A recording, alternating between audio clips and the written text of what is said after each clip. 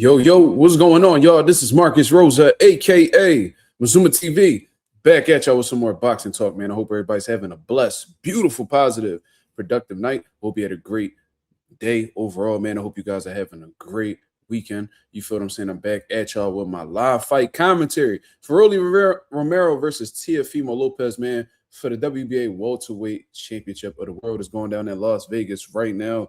Malik Scott is going through, his little opinions right now. You feel what I'm saying? And we just waiting for these guys to go ahead and get in the ring. My apologies for not coming out with that segment of 3 keys to victory for Teofimo Lopez and Rolly Romero. Got caught up in work situations, just being a father and all that good stuff, man. But within the next couple of weeks, I'll have a lot more time to, really lock in on my YouTube channel. So be on the lookout for my 3 keys to victory for future fights, man. My apologies for the unprofessionalism and the inconvenience overall. But what I'm going to get into today is my final prediction before we get into this fight. I know a lot of people have been asking me exactly what I think about these two, stepping in the ring against each other. And I already done voiced my opinion a couple times, but I'm about to give you guys my final prediction as to what I think is going to happen. And when you really assess both of these styles, well, first of all, both of these guys have a couple questions that they got to answer. You know what I'm saying? It's more questions for Teofimo, in my opinion, than Rolly Romero, because there's more things that he's unfamiliar with going in this fight. For one, how is he going to feel being at 147 pounds? When he was at 135, he was knocking shit out, getting great, highlight reel type knockouts. And then when he went to 140, it seemed like he struggled to get those stoppages and really get people to respect his power. Didn't really have the best run at 140 pounds. So now he's going up an additional 7 pounds against Rolly Romero, who is noticeably bigger than him and may very well be a full-fledged welterweight who is just shrinking down to the 135-pound division at one point in time. When you really assess Teofimo Lopez's career as well, he hasn't really been in there with guys who have the punching power of a Rolly Romero, and with his flashy, type of style where he likes to have his hands low and rely on his reflexes. How is he going to be able to take a flush shot from Rolly Romero with 8-ounce gloves on, man? That's definitely a question I would like to see is, answered as well. And, how is he going to bounce back off of that traumatizing loss that he sustained against Shakur Stevenson? Not only from Shakur Stevenson, but he was ultimately embarrassed by his own father as well. Those are a lot of things that you've got to overcome psychologically. Losses are very traumatizing for professional fighters, especially when they're the ultimate competitor. You know what I'm saying? So it's good. There's a lot of questions for Teofimo Lopez. Teofimo about to make his walk right now. Look like he's dressed like I don't know exactly what that is. Not too sure what that is, but Teofimo's about to make his walk right now. He got all white on though. But this is going to be interesting, man. This is definitely going to be interesting. Rolly Romero, on the other hand, man, he has had some ups and downs in his career, just like Teofimo Lopez. And I do think since he's gotten stopped by Gervonta Davis, he has switched up his approach a little bit. I think he's a bit more cautious. I think that he's a bit more hesitant to get reckless and let his hands go and be that aggressive fighter that he once was prior to the Gervonta Davis loss. It seems like he's just using his brain a bit more. I do think that's a bit concerning, considering the fact that, in my opinion, Teofimo Lopez is the more experienced boxer. Not only that, I think he's the more skilled boxer. So when it comes to playing chess, I do think that that'll benefit Teofimo Lopez. And I think Rolly Romero's best chances going into this fight with Teofimo Lopez is be physical. You got to see him, be physical, rough up Teofimo. Teofimo, let his hands go, get in as many 50-50 situations as possible because you're the bigger puncher and you're more acclimated to the division, you may cause more damage on Teofimo in comparison to him causing damage on you. But then again, Rolly Romero doesn't have the best punch resistance in his own right. So, it's some situations where I can see Rolly Romero having some success and Teofimo Lopez having some success. So when I really think about this, man, and I'm rooting for Rolly Romero. Let's not get it wrong, y'all. Like, I do not like Teofimo Lopez. Y'all already know that. But something just tells me that Rolly Romero is going to take the chess match approach in this fight. I think he's going to play it real calm, cool, calculated, measuring, probing with his jabbing to the body, just taking his time. And I could just see Teofimo Lopez, being the faster fighter, showing great timing, you know what I'm saying? Catching Rolly Romero with that overhand right, you know what I'm saying, and catching Rolly on the chin, you know what I'm saying? I can see Rolly having some success as well, especially if he punches with Teofimo, but I can just see Teofimo, being the faster fighter, being the more athletic fighter, and just being a couple steps ahead of him, while they're playing chess. So I do think Teofimo Lopez is going to pull this off by unanimous decision. That's just my opinion. That's my final prediction. I am rooting for Rolly Romero, and I'm not one of these dudes that make a prediction and then, be, hiding from the people when I get a prediction wrong. I hope I'm wrong. I really hope to God that I am wrong. See, the difference between me and a lot of these other guys is that I'm able to, separate my brain from my heart. A lot of y'all not able to do that because y'all are overly emotional. Do I dislike Teofimo Lopez? Absolutely. Am I rooting for Rolly Romero? Absolutely. But just based off of what I've seen with Rolly lately, especially in his last performance against Ryan Garcia, I don't think that's personally enough to beat somebody like Teofimo Lopez. So, couple keys to victory for Rolly Romero, man. I think Rolly Romero, like I said, he has to be aggressive. You know what I mean? He has to be aggressive. He has to push T.O. on the back foot. He got to walk into those ropes, and he has to rip combinations, man. Body, head, body, punch his shoulders, punch his hips, punch his body. If you could get some shots over the top, you know what I mean? That's even better, man, especially the big puncher that Rolly Romero is. Not only that, I would like to see Rolly Romero, mix his feints in, because Teofimo Lopez is a rhythmic fighter, somebody who likes to, like they say, he's like a break dancer when he's in there. He likes to, get loose and, you know what I'm saying, be a showman in there and stuff like that. And one of the ways that you could throw off somebody's rhythm is by staying unpredictable, being that awkward fighter that you are, mixing in your feints, and then, of course, forcing the 50-50 exchanges, man. I think Rolly Romero forcing on 50-50 exchanges is going to be very important, because I think that if you don't force the 50-50 exchange and you got T.O. on the defense, Rolly's not going to be able to land those big shots. You got to put T.O. in a compromising situation where he has to let his hands go in order to keep you off of him. That's when you should be punching with Teofimo Lopez, because I think from a pure chess match standpoint, I think you overmatch Rolly. So I think that you gotta be aggressive. You gotta rough him up. You gotta throw off his rhythm, and you gotta force the 50-50 exchange. Teofimo Lopez, on the other hand, man, he got to keep that jab on Rolly Romero and keep him on the defense. The longer you keep Rolly on the defense, the less dangerous that he is, because his offense is his bread and butter. If you're able to keep him on the defense and stop him from loading up on them big shots and have him specifically worried about yours, you off to a great start. Also want to see Teofimo Lopez use his counter punching, his timing, what he's actually good at. So when Rolly Romero overcommits with a jab, like he, especially when he jabs to the body, I would like to see Teofimo Lopez try to chop him with that right hand over the top and possibly get a nice little temple shot. You know what I'm saying? We've seen Rolly get cracked to the temple previously, and he hasn't responded too well, specifically with that Isaac Cruz fight. You know what I mean? So that's definitely a spot that could that's a shot that could definitely get Rolly Romero's attention. And I think that, to be honest with you, man, I think that Teofimo Lopez has to stay off of the ropes. I think that if you keep it in the center of the ring, the better your chances are. The moment that you fall against the ropes, there's going to be some trouble, because we've seen that Steve Claggett fight. We've seen that you have trouble, defending yourself amongst the ropes. And when people punch in combinations, you're vulnerable, just like a lot of people are. You know what I'm saying? So that's my keys to victory for both guys, man. May the best man win. I'm rooting for Rolly Romero, but I do think that Teofimo Lopez gets a unanimous decision victory today. If not, would not be surprised if T.O. were to get a late stoppage some way, somehow. So that's just my opinion. Teofimo Lopez is walking out right now. It looks like he has a lot of amateur boxers walking him out with their belts and, they're shadow boxing. So it's Teofimo Lopez, I guess, trying to show that he's an inspiration to the youth, or that he's actually supportive of the future generation of fighters. You know what I'm saying? Takeover promotions and stuff like that. He's trying to let it be. He's letting it be known right now that he's supportive of the youth that may possibly be the next generation of world champions. You feel what I'm saying? Let me go get my charger for my phone. I'll be right back, y'all.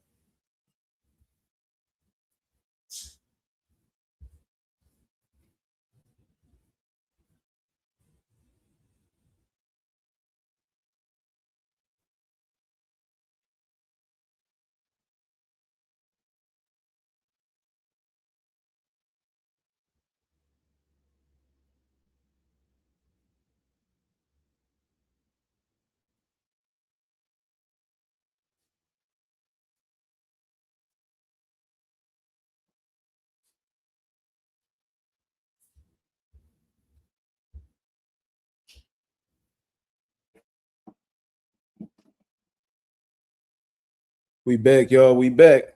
Do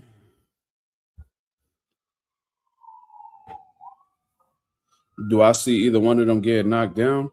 I could see Teofimo Lopez getting knocked down in exchange with Rolly. You know what I'm saying? I could see either one of them getting knocked down, to be honest with you. It's happened to both of them. So, I could see T.O. throwing some sharp shit in between, Rolly Romero starting a combination and him being off balance and possibly falling.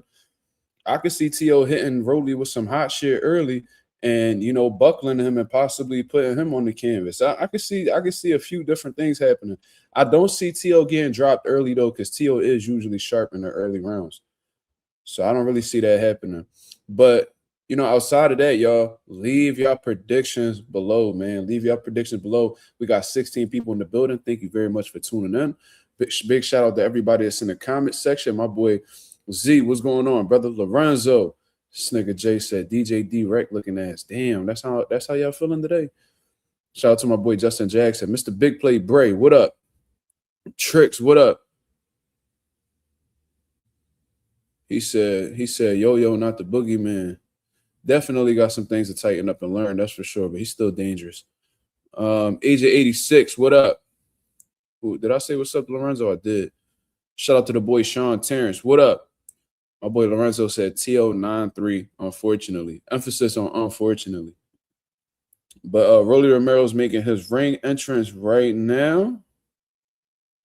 Nothing really overcomplicated with Rolly's ring walk. He's keeping it simple.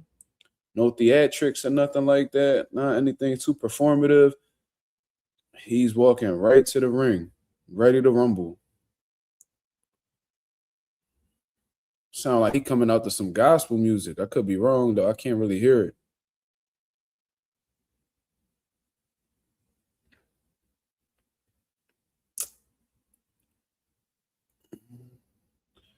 Rolly saluting the crowd before he walks into the ring. He's officially in the ring. We got ourselves a fight, y'all. We got ourselves a fight, man. Let me know what y'all predictions, man. Let me know what it is. I think Lorenzo the only one. Lorenzo the only one, man. Be bold. Put your predictions below. Y'all see a knockout? Y'all see a decision? Y'all see a draw? Let me know, man. According to the polls over there, 56% of people have Rolly Romero winning and 44% have Teofimo Lopez winning. Teofimo Lopez is getting doubted. That's something that I did not expect. I'm seeing a lot because I swear, bro, a lot of people was picking Teo off of the rip. And I was like, bro, like Rolly could win this one. I'm trying to tell y'all. But now all of a sudden, everybody's picking Rolly for whatever reason.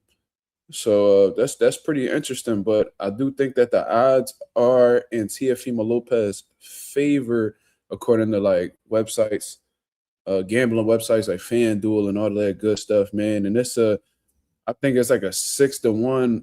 I think Rolly getting the knockout is like a 6-1 underdog or some bullshit like that. So according to them, they don't really feel like this is gonna be a knockout win for Rolly or a knockout win for Teo.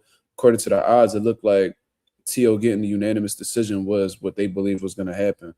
So my boy Justin Jackson said, hold on. Rolly got a 15-month layoff. Yeah, but guess what? Teo's coming off of a devastating loss a few months back. So it's gonna be interesting. You know, I think that shit kind of evens out. And Tio did take some punishment in that fight against Shakur. He didn't like really get like his ass whooped, like beat to an inch of his life, but he still took some shots, got busted up, cut, all that shit. So, you know, they both got their cons coming into this fight.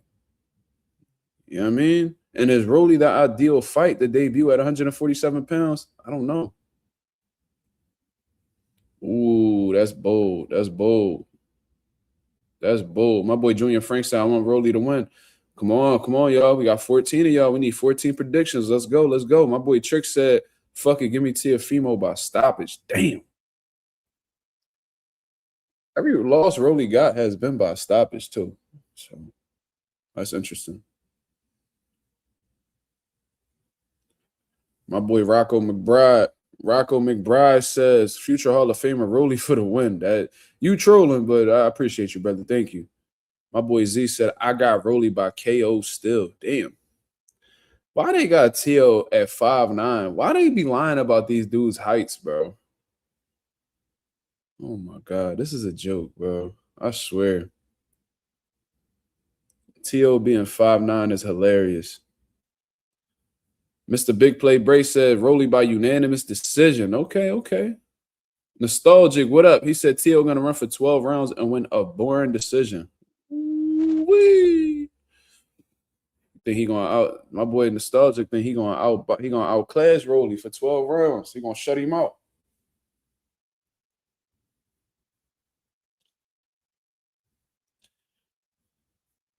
Rocco says after this fight, Rolly could have 2 wins. Wait, he could have wins over 2 of the 4 kings. Well, I'm gonna ask you this, Rocco. If he beats 2 out of the 4 kings, does that make Rolly a king? Something to think about. Something to think about. They introducing Rolly Romero right now. They just introduced Teofimo a little bit ago. It's on, is lit, is popping, man. It's on, is lit, is popping. I've been looking forward to this fight. I ain't gonna lie. I ain't really like the promotion. The lead up to this fight was kind of weird. You know what I mean? But what's keeping me intrigued with this fight is the idea that Rolly may possibly get this W. You feel me? Ain't nothing else outside of that. So Harvey Doc is about to do the instructions before they go ahead and get this fight going. Big shout out to the nation. Big shout out to the mob. Y'all go ahead and like the video, share the video if possible. They just touched gloves, and these guys are about to go to war. Leave your predictions. Lorenzo said Kingslayer, Rolly Romero. That would be the name if he was to go ahead and beat Tio. But Tio's already getting loose. You know, he's bouncing on his toes. He's already sweating. So don't be surprised if Teofimo Lopez comes out guns blazing or looks to establish himself early. Rolly looks a bit more relaxed, to be honest with you. And round 1 is starting. The jabs already on display for both guys. Teofimo Lopez jabbing up top and jabbing to the body, already showcasing some speed. Rolly Romero, you know, probing that jab, trying to get an understanding of Teofimo Lopez's range, trying to see exactly how close he is. And this is a battle of the jabs thus far. Teofimo Lopez attempted to throw a right hand to the body, but ultimately missed. And it's going to be interesting to see exactly how Teofimo Lopez's power is going to transfer to 147 pounds, considering it didn't seem to transfer to 140 really well. We all know that Rolly Romero is one of the biggest punchers in the sport of boxing in general, but specifically in the 147-pound division. So it's going to be interesting to see exactly Teofimo Lopez's approach, whether he's going to take chances. You know, is he going to play it cautious? You know, these guys are familiar with each other, man. They've sparred each other on multiple occasions. They've known each other for just about a decade. You know, they actually consider themselves pretty good friends. So with being friends, you got to understand that for who they are, especially in boxing. So, you know, they know what they're capable of doing. They know what they're not capable of doing. And Teofimo just landed a good little it wasn't the hardest shot, but it was a counter right hand to Rolly Romero's jab to the body, which is exactly what I had called in my keys to victory. So it's a shot that's definitely available, especially when I was watching film from the Ryan Garcia fight. You know, Rolly gave that shot up a few times, but Ryan Garcia just never pulled the trigger. So Teofimo Lopez sees the shot. And as of right now, you know, this is like neither one of these guys are really running from each other. These guys are actually sitting, you know, in front of each other and just trying to get a. These guys are playing chess right now, just like how I had anticipated. I don't think that this is a good approach for Rolly Romero whatsoever. I think as long as, you know, chess is being played, this is going to be beneficial for Teofimo Lopez. And when you're facing an elite level fighter, you should never play into their strengths. You know, all-time greats like Andre Ward have told you several times that, you know, when you're fighting at an elite level, you want to be a well-rounded fighter. That was a good left hook from Rolly Romero. That was a nice little counter, and Teofimo nodded his head to acknowledge that it was a good shot. So Rolly Romero is surprisingly holding his own. That was another good left hook counter from Rolly Romero. And actually, it looks like Teofimo Lopez is being the aggressor, which is very interesting. I wouldn't think that Rolly would be so, you know, okay with good right hand from Teofimo Lopez. See, the right hand is there. The right hand is there. And this was a good round. There's 10 seconds left in the round over here on my side. And that was a good right hand from Teo. Teo's punching with bad intentions, y'all. Teo's punching with bad intentions.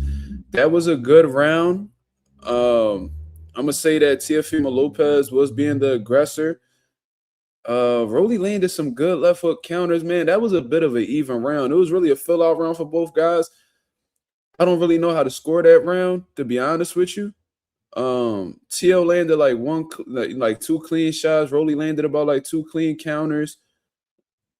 I don't really know how to score that. That's really a toss-up round, to be honest with you. They might give it to Teo because it seemed like he was controlling the pace a bit more.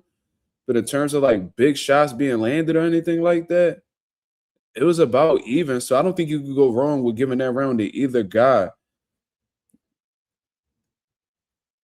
If I had to give that round to somebody, I'd probably give it to Teo because, you know, they landed about the same amount of punches, but Teo is actually the aggressor and pushing the action. And it seemed like he was a bit more effective with his aggression. So I'd probably give that first round to Teo, but I wouldn't be mad if you gave it to Rolly neither. So round two has started, and Teofimo just came out with a quick triple jab that definitely drew Rolly back. But we're resuming the chess match now. We're resuming the chess match, and I'm not really seeing Rolly Romero taking it upon himself. That was a strong right hand to the body from Rolly. But I'm not really seeing Rolly take the initiative and being the aggressor. It looks like he's just trying to box. And he's not doing a terrible job with boxing thus far. It's just that as the rounds go on and adjustments are made, that was a good right hand from Teo. Teo showcases some great speed right now, man. And Rolly's getting out of the way of a lot of them shots, especially from Teo's lead hand. But when he finishes it with the right hand, because Rolly drops that lead hand so much, that right hand is almost always there. And if I'm Teo, if I'm somebody in Teo's corner, I'm definitely finding different ways to set up that right hand just to keep Rolly guessing. Yo, Teo is lining that right hand up, man. Rolly has to be careful, man. And that right hand is looking fast and it's looking sharp. Teo sees it. He keeps on launching it. And it's getting closer and closer. So Rolly definitely has to make that adjustment, man. Teo's looking fast. He's looking sharp, and he's looking strong. And Rolly must have felt something because he's just blatantly taking the back foot. Like, he's not even attempting to press the issue with Teo for whatever reason. I don't know if this is part of the game plan. I don't know if they're trying to run him into a counter. I don't know exactly what the agenda is for Rolly Romero. That was a good left hook counter. Rolly's ripping that body. That was a good little right hook to the body. Rolly's looking fast too. I'm not gonna lie, but Teo is just and I expected this. He's the quicker guy. You know what I mean? He's the more gifted athlete, in my opinion. So his shots are gonna come off a bit quicker. His reflexes are gonna be a bit quicker. This is a good little chess match right now, though. I ain't gonna lie. This might have I might have been wrong about this because this is pretty competitive. I think Tio's getting the better so far in this round, but it's really like a punch or two from it being like a totally different situation. Like if Rolly were to land a good shot right now, he could easily win this round. So it's close, competitive rounds.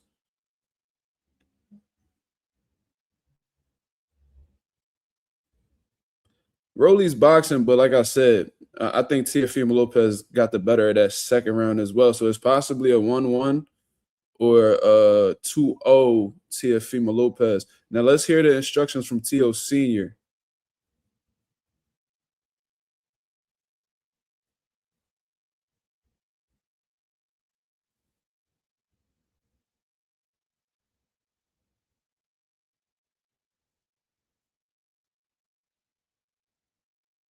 He does nothing after you hit him.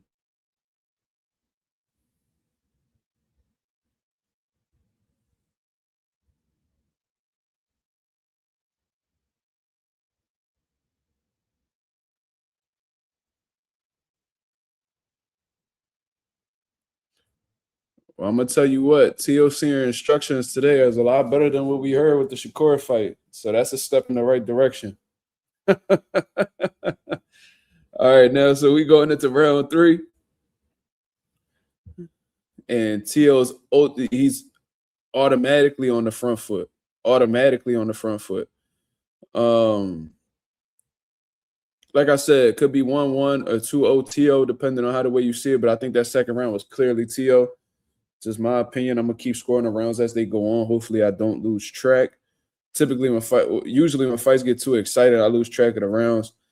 But I'm gonna try my best to stay, on point for y'all.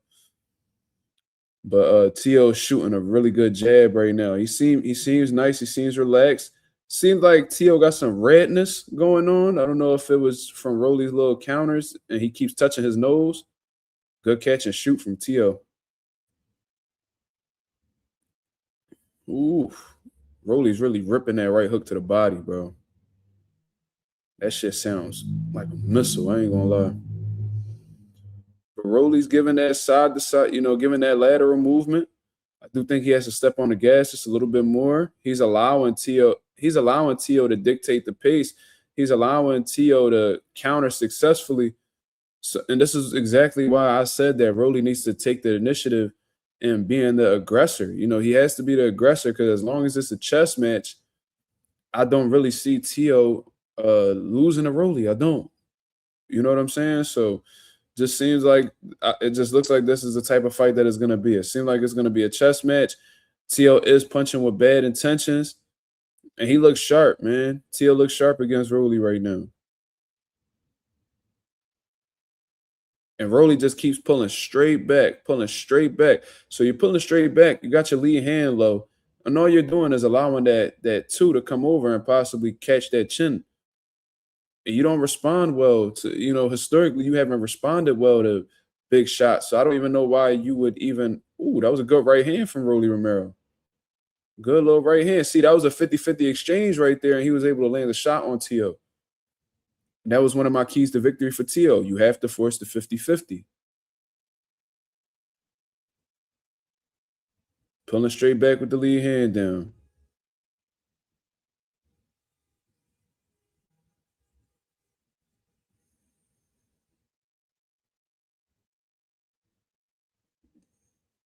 Good jab from Tio. Tio's controlling Rolly with the jab.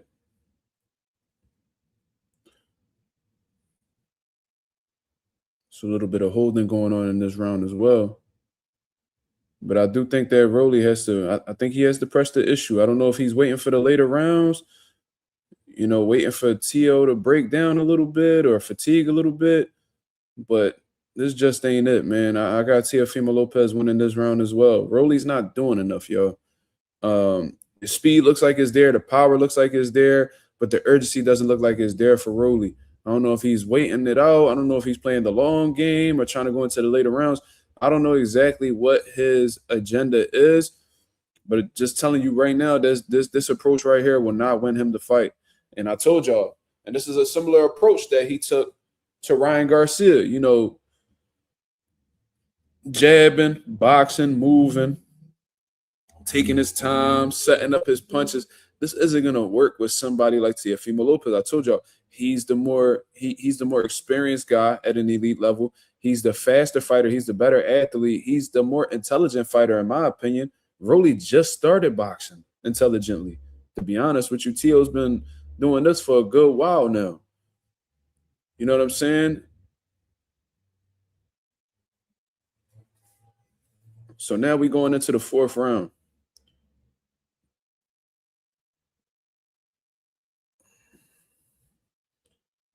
Looks like Rolly's just waiting for this big counter, and it's just not available at this point in time.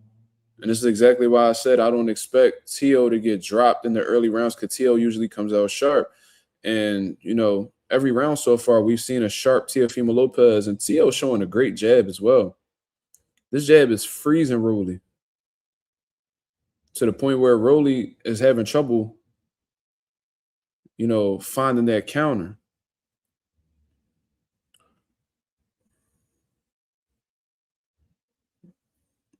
Good jab from Tio. Rolly's just sitting there waiting, pulling straight back, wasting a whole lot of energy, jumping back like that. He's probing with the jab, trying to find the opening. Rolly has to come to this understanding that an opening is just not going to be there. He has to create that opening. And how do you create that opening? Head movement, feints, combination punching. You might not land that first or second one, but you might land that third or fourth, and you might get some results to go your way. That was a good little right-hand counter from Rolly. But it doesn't seem like Tio is phased thus far, and he's pushing Rolly on the back foot. Even though, you know, Rolly Romero has been training with Ismael Salas, he still doesn't look fully comfortable with being the boxer. You know what I'm saying? Rolly had a lot of success early on in his career being that aggressive come forward fighter. You know what I'm saying? 3, 4, 5 punch combinations, pushing the guys back, you know, throwing everything with bad intentions. This is a new version of Rolly. And maybe this is what Rolly had to do in order to last in the sport of boxing: be more defensive, be more calculated, be more cautious. But in this particular situation right here, he is outmatched. He is outmatched, in my opinion. And they're getting into some good exchanges right now. This is exactly what Rolly needs.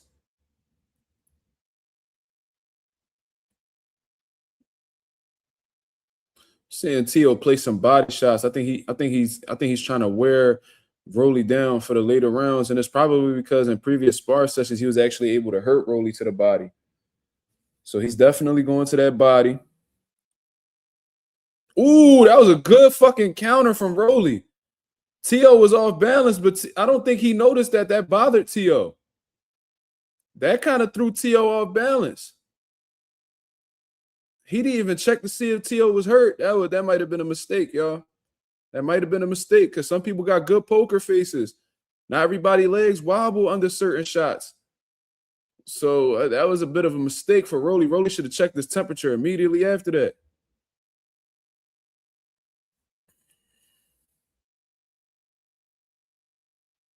Rolly probably landed the best punch of that fight, but in terms of consistency, I don't know. Rolly had some moments in that.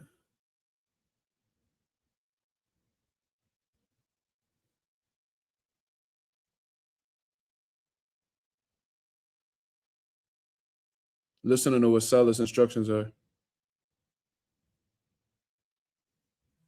He's urging Rolly to let his hands go. That was a good little defensive move from Rolly. Ooh, that was a nasty little check hook from Rolly. That might have been a Rolly round, I ain't gonna lie, because he landed the cleanest shot of that round. Tio was aggressive, but he didn't land that big shot like Tio did, so that's probably a Rolly round. So we're going into the fifth round right now.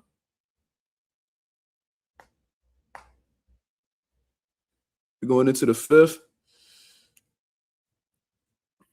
Might be 2-2. Might be 2-2 or 3-1. I mean, 4-1. I'm sorry. No, I'm sorry. What the fuck I'm talking about? 2-2, because we not even finished the fifth yet. Ooh, big overhand from Rolly. Just missed. Good left hook from Rolly. Okay, Rolly putting them together a little bit. His trainer suggested to let his hands go if he wants to win this fight. Like I said, getting into the 50-50 exchange is Rolly's best bet right now, man. Playing chess, Tio's gonna do his thing.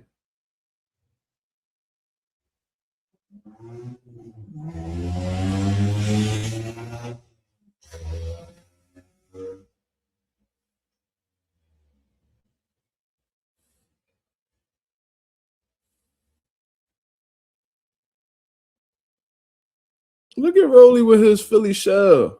That Philly shell off the ropes, then he smothered Tio. That was actually kind of that was kind of skillful. I ain't gonna lie. His movement is a bit awkward.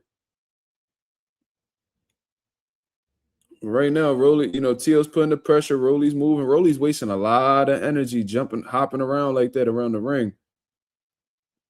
Good left hook from Rolly. Rolly's finding that left hook. Rolly's really finding a home for that left hook. Ooh, Tio's cut. Tio's cut on that right eye. Tio's cut on that right eye from that hook. That was a good fucking shot. That was a good shot, and it seemed like the momentum has turned a little bit in Rolly's favor. Another left hook from Rolly. That was another left hook from Rolly. That cut, yo, Tio, I'm trying to tell you. Ooh, Tio got hurt. Tio hurt with a right hand. Tio got hurt with a right hand. He's buckling. He's buckling. He's buckling. Oh, beautiful combination from Rolly. Tio's holding down, and he goes down to his knee. Harvey Doc waves it off and doesn't consider it a knockdown. He is hurt, though. He is hurt, though. Rolly feels the urgency, but he's not letting his hands go right now. He's walking him down. He's putting that pressure on Tio. Tio's never been in this situation. I've never seen Tio this visibly hurt. Rolly is on him. Rolly is on him. He's loading up on some big shots. He's loading up on some big shots, but he has to be careful because Tio is still dangerous. Tio is holding on. He does not want to engage with Rolly Romero. This was a huge turn in the tides for Rolly Romero. Good jab from Rolly Romero. Good left hook from Rolly Romero. He has Tio against the ropes. Tio's whole body language has changed. Tio's whole body language has changed. He was on the front foot this whole time. Now he was on the back foot, but it looks like Tio is walking forward now with the high guard, trying to discourage Rolly Romero. Another good check hook from Rolly Romero. Beautiful round from Rolly Romero. Wow. Wow. It all started with a cut and then a beautiful overhand right over the top, buckled Teofimo Lopez. Now the cutman is there trying to bring Teofimo Lopez back to life. This was a hell of a fucking change in momentum. It seemed like Teofimo Lopez had everything under control, and it just changed in seconds. And that looks like a hell of a cut on Teofimo Lopez. It isn't in the worst place because the blood's not dripping directly into the eye, but nonetheless, that was nasty. His leg buckled real bad. He buckled real bad, and he froze off of that shot. And that should have been considered a knockdown because Rolly landed a series of punches before he held and went down on one knee. That was the same shot that George Kambosos landed on Teofimo Lopez. That was the same right hand. Beautiful left hook. Man, Tio needs to step on his gas, man. He needs to step on the gas and keep landing them big shots. That was a beautiful counter from Rolly. Rolly Romero is playing chess with Tio right now, and even though I do have him losing some rounds against Tio, he is having some success, and he's landing some clean shots. That was beautiful work. That was beautiful work from Rolly Romero. Can he bring this into the sixth round? We in the mid. We heading into the mid rounds right now. We getting closer to them championship rounds. Can Rolly Romero land some more big shots on Teofimo Lopez to get his attention? Can he win the fight? Can he get the knockout? Can he get a knockdown? All these questions are about to be answered within these next few rounds, y'all. But Rolly Romero is staying calm. He's staying composed. Teofimo Lopez doesn't seem discouraged. It seems like he's recovered. That was a nice little check hook. That was a nice little check hook from Rolly Romero. It seems like he seems to keep catching Teofimo Lopez with these check hooks. And I'm surprised that Tio hasn't made the adjustment to take that check hook away from him. How about bringing that right hand up if you're shooting that jab? How about taking your head off of the center line, changing that level a little bit for Teofimo Lopez?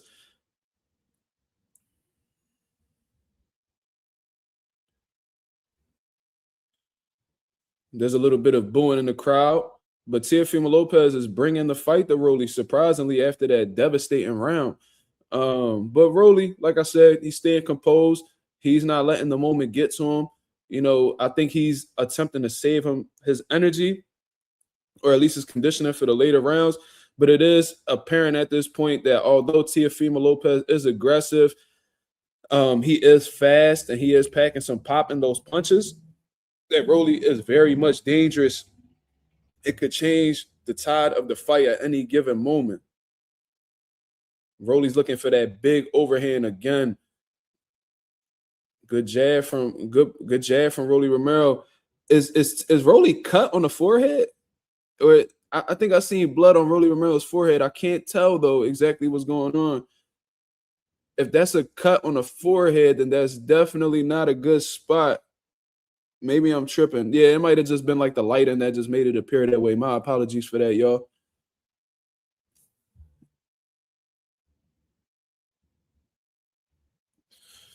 Rolly is making a mistake by allowing Teo to come forward, man. He's allowing him to come forward, and he's getting these combinations off. And it's 10 seconds left in this 6th round, so this is definitely a Teofimo Lopez round thus far. It's a whole lot of moving from Rolly Romero. He's landing counters, but he's not active enough to definitively get these rounds. So good bounce back round for Teofimo Lopez. I got Teofimo Lopez up. I gave Rolly Romero 2 rounds so far. That could have very well been a 10-8 round, but Harvey Dock did not rule that a knockdown.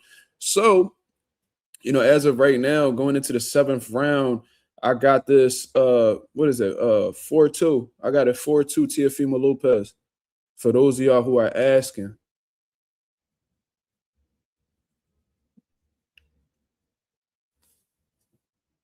There was no cut on Rolly Romero's forehead. It was the lighting that kind of threw me off. My apologies for that.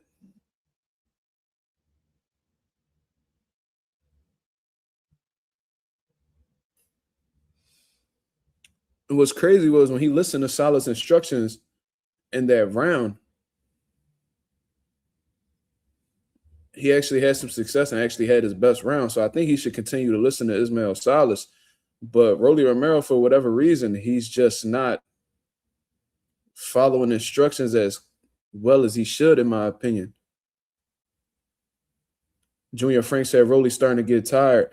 I mean, he is using a whole, when he's bouncing around like that on his toes, when he's hopping that high just to move to his left and move to his right, that does burn a lot of energy, regardless of how great a shape you're in.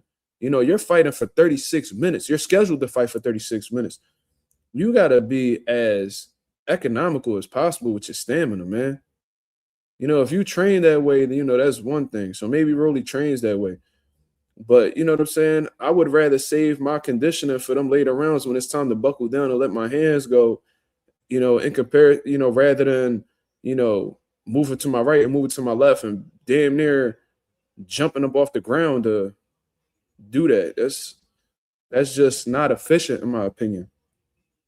But Rolly Romero on the back foot yet again. Teofimo Lopez getting combinations off, walking him down. Hasn't visibly hurt Rolly Romero yet, in my opinion, but that was a good right hand counter from Rolly Romero, man. When Rolly Romero turns it up, he has success.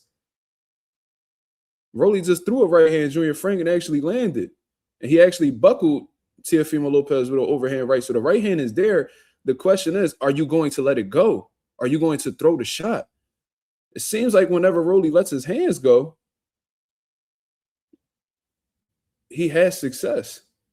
But when he sits there and he allows Teo to stay busy, he's losing these rounds. Like I said, I only gave Rolly 2 rounds so far. I meant to say, I don't know if I said Teo or Rolly. I only gave Rolly 2 rounds so far.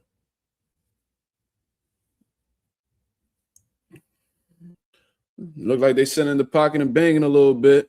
This is what Rolly needs to take advantage of.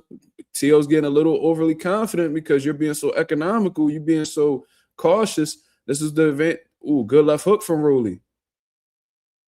I hope Rolly in his mind doesn't think he's outboxing Tio, because that's definitely not the case. You're landing little counters here and there, but you are not outboxing Tio. I hope he doesn't have that in his mind, because Tio is piling up points. He's landing shots. You know, whether it's the arms, the body, whatever the case is. Now Rolly's against the ropes.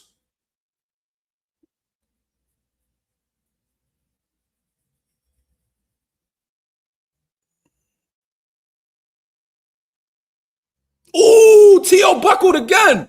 Tio buckled again. He just got hurt with another left hook, but the bell rang. The bell just saved Teofimo Lopez. He buckled. He tried to play it off as if everything was okay. But one thing Emmanuel Stewart said is that the legs do not lie. Teofimo Lopez just got hurt again. They need to play the replay. Tio just got hurt yet again, man. Rolly Romero's power is very real, and as long as he is letting his hands go, he will be a real danger to Teofimo Lopez in this fight. But the problem is, ooh, big right hand. Rolly's landed good shots. He's just not busy enough. That's the problem. He's landing these shots, and they're visibly having an effect on Teofimo Lopez. The problem is he's not busy enough. And while Rolly's landing 1-2 big shots, Tio's probably landed 10 or 15 shots. But, you know, they're small, but he's active. He's giving you more. He's giving the judges more to look at. And this is what you call stealing rounds. And I'm not going to lie, man, like Rolly's enemy right now is himself. His biggest enemy is himself right now. He's doing himself a disservice by not letting his hands go. Why are you being so economical? You had plenty of time to train. You're in tip-top shape, I'm assuming. You know what I'm saying? I don't think Salas will let you go into the ring out of shape. What is going on? This kind of reminds me of like the AB stuff. You know, like AB when he'll let his hands go, it seems like he'll have some moments, but he just won't throw. And I'm questioning, why won't Rolly throw?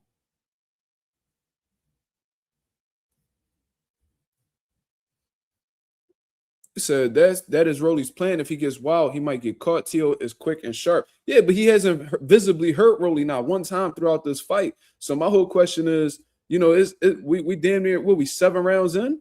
If we're 7 rounds in and you haven't been hurt, why are you not rolling the dice? He probably can't hurt you. You worried about what he might do, but he hasn't done anything to you yet. You got to roll the dice if you're Rolly Romero. You're not winning these rounds. You're not winning these rounds. And even though he buckled Tio at the end of that round, probably because Tio's his friend. Nah, man. he done hurt Tio multiple times. This is not a friend thing, brother. This is not a friend thing. Trust and believe. Sorry, y'all. My having some technical difficulties over here. Trying to get this thing back going. Anybody else having technical difficulties?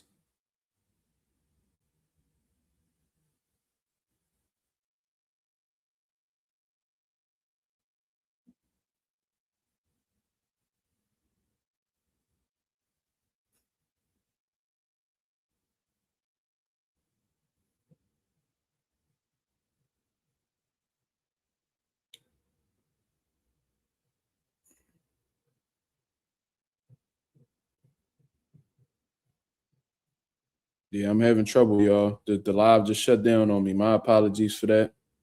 I hate when this happens, bro. Completely takes away from the live. My apologies, y'all. I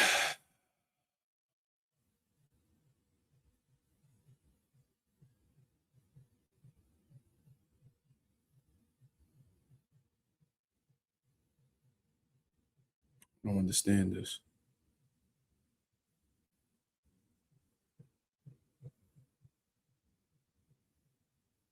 I'm trying to get this together, y'all.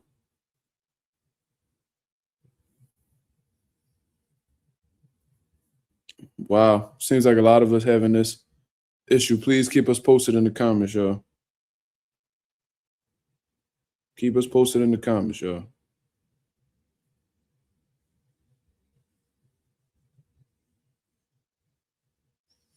All right, I was able to get. Nope. Let me see something. Give me 1 second, y'all. We're gonna get this right.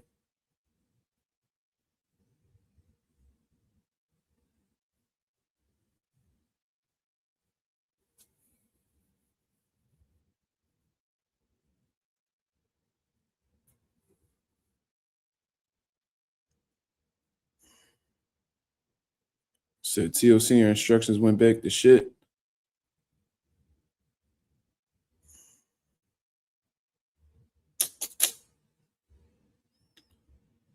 Anybody able to see the fight, man? Yeah, this is unfortunate, man. I hate when this happens.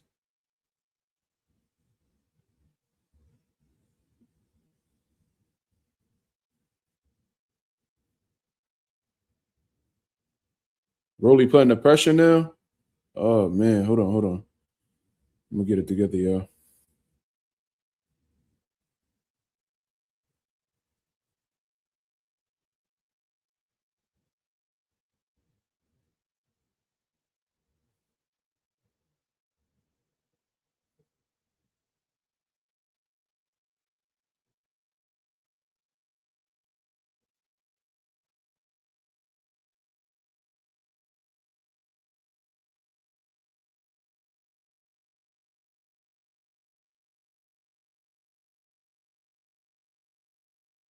Wow.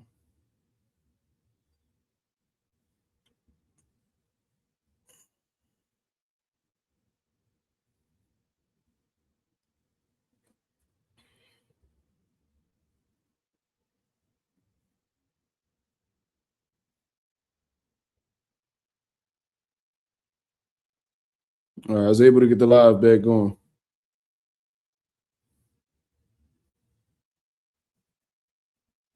Come on, bro. Jesus Christ.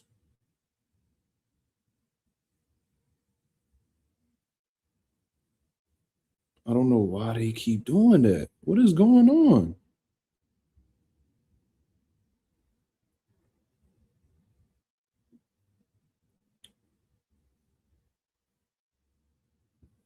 All right. Rolly got to do more. Too much sitting back. I don't understand, man. Rolly about to lose a hell of an opportunity to get a big win because he want to play around, or he don't want to take any chances.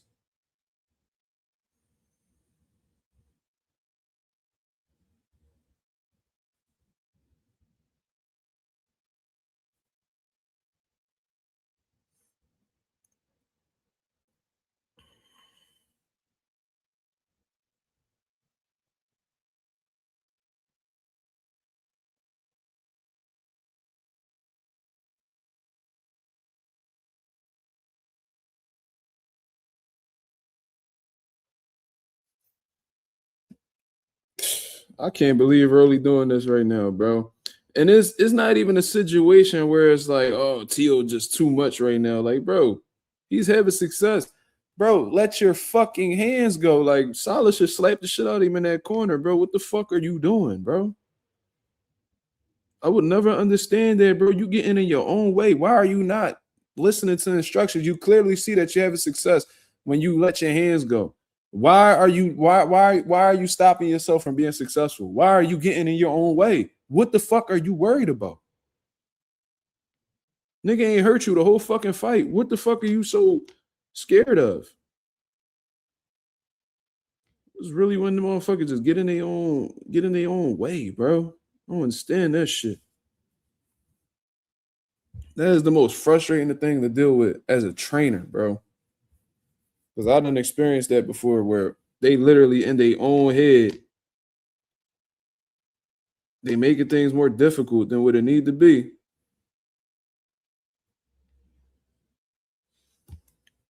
So now we in the 10th round.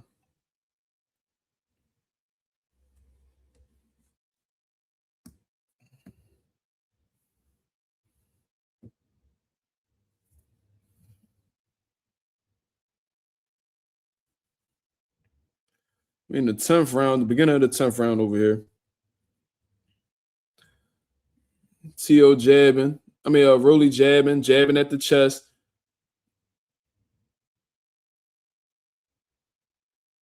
Exactly. Malik Scott talking facts over here. Everything that we saying on here, he's saying on live, so we not tripping. Sure, this prediction about to fall in line with everything I was thinking. Everything I said in my prediction is exactly what is going on right now. I didn't expect Tio to get visibly wobbled like that and damn near get dropped, but this is looking like a unanimous decision for Tio, unless Rolly turned this shit around or he decided to let his hands go. And you know what Rolly said that was interesting? Oh, if God wants me to win, then I'm going to win. And if he don't want me to, then I won't. Like, bro, nigga, bro, listen, bro, take shit into your own fucking hands, bro. Like, I understand that you religious and you know what I mean. You gave yourself to God and all that shit, but my nigga, like, follow the fucking game plan, bro. Come on, bro.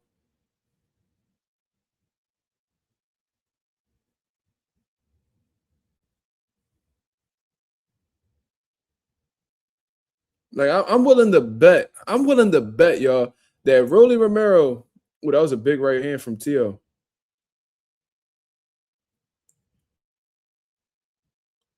And that big right hand that I said Tio could land. And Rolly might have felt that shot because he's tying up immediately. Yeah, I think he felt that shot.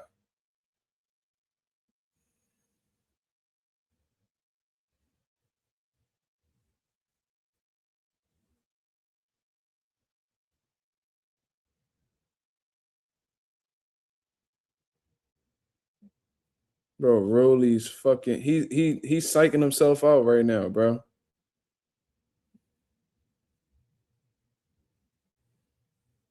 Rolly probably think he outboxing T.O. right now. I'm willing to bet whatever, bro. I'm willing to bet whatever that after this fight, this should go to the scorecards. They give it to Teofimo Lopez, right?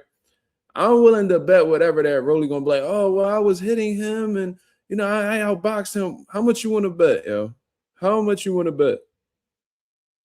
Cause how the way Rolly carrying it right now, he acting like as if he's in control. Let me ask y'all something, chat, because we missed a couple rounds. I think we missed the 8th and the 9th, unfortunately.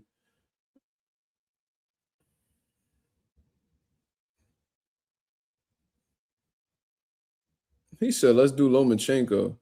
Bro, this nigga T.O. Sr. do the Lomachenko. Oh my God, bro. He gonna live off of that shit for the rest of his life.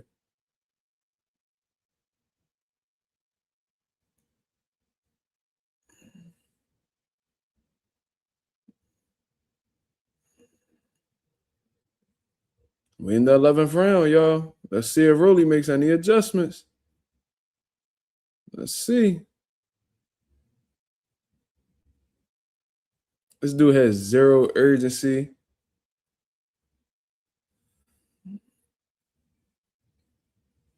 No type of gear switching. Just nice, relax, one punch at a time, two punches at a time, pulling straight back. Just doesn't want to engage. Doesn't want to engage, bro.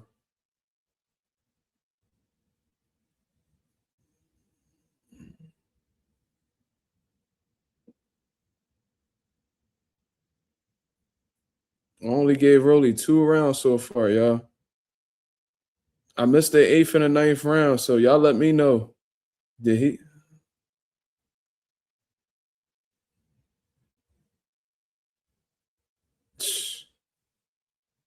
They asked Salas if Rolly's listening to him. He said sometimes. What the fuck, bro?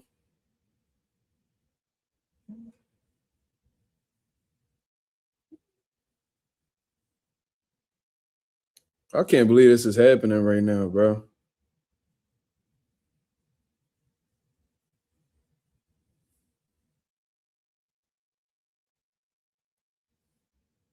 The commentators basically saying that TL should go on the back foot right now and just win these rounds. Bro, you don't want Rolly on that front foot. Keep him on the back foot like you doing. Rolly's literally giving him the victory, bro. Literally. He's giving Tio the victory. It's almost like he don't want to. He acting like he don't want to win. This is exactly what you do when you want to lose. This is very disappointing, man. Like I was in my commentary bag. I was giving you guys the play-by-play. Ooh, that was a big right hand from Tio. That bothered Rolly.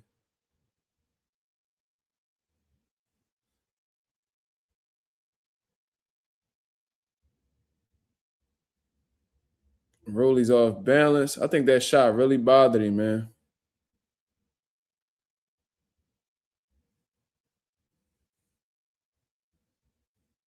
And like I said, it ain't like Teofimo Lopez did anything.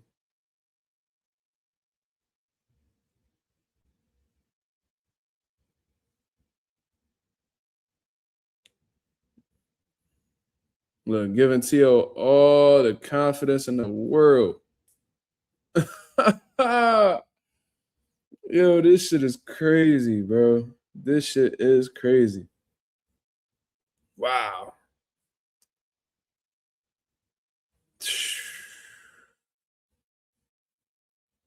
Shout out to the boy Forever Runaway Fashion Line 448 with the $2 super chat. He said, "What's Rolly doing? Nothing." That's the problem.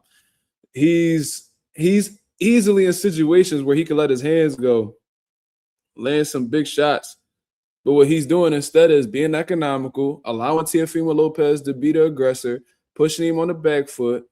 You know what I'm saying? He said, why he ain't letting his hands go? I don't know, because whenever he lets his hands go, he's actually hurting Tio. So I don't understand. I don't understand what's going on. He gun shy.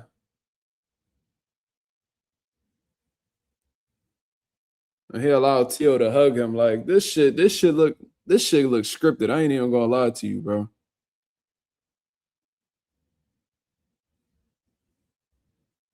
I don't know, bro, but this shit is inexcusable, man. This shit is inexcusable. This is a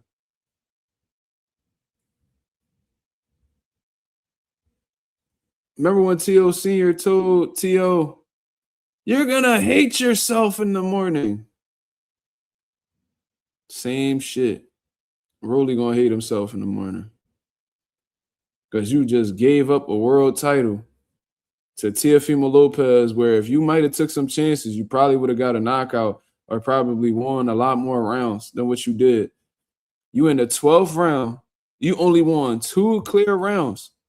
Only won 2 clear rounds. And you over here boxing as if you won. Now watch when I tell y'all. They're going to announce Tio as the winner. He's going to be a 3-division world champion. And Rolly's going to sit there and act like he outboxed Tio. I'm willing to bet whatever. He going to talk about God. Oh, this is what God wanted me to do. He going to be on some weird shit like that, bro. I'm telling you, watch.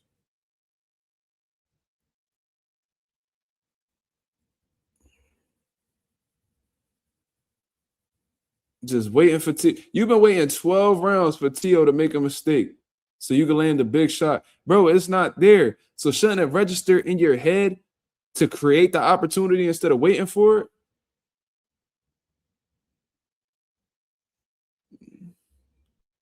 Oh my God, this dude Tio,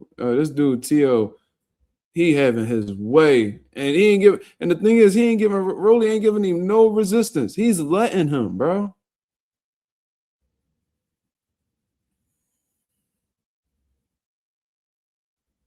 Man, Tio walking his ass down, staying active with his punches as he should. Good body shot from Tio.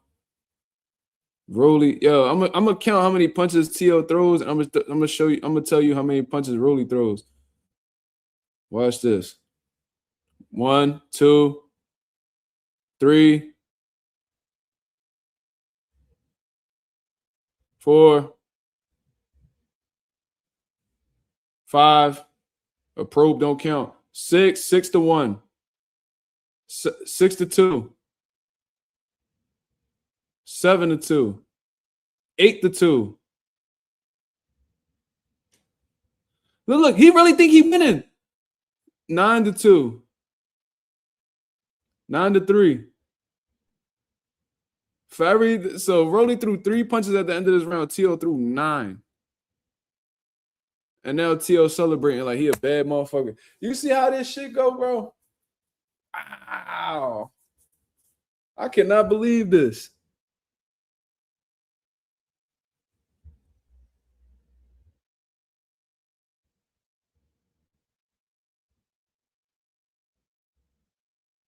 Oh, man. 10-2. 10-2, Teofimo Lopez. Unanimous decision. I was right, yo. Thank God I'm able to separate my brain from my heart. Thank God I'm able to separate my brain from my heart. Because I was rooting for Rolly. I wanted Rolly to win. I knew he had the tools to do so. But based off of the way he's been fighting recently under Ismael Salas and all of that, I knew he was going to try to play chess with Teo. I knew he was going to try to play chess with Teo. And I told everybody that will listen that if he attempts to play chess with Teo, he will get outboxed. He will lose this fight. But what's so interesting is that when Rolly actually stepped outside of that approach and let his hands go, he hurt Teo multiple times throughout the fight.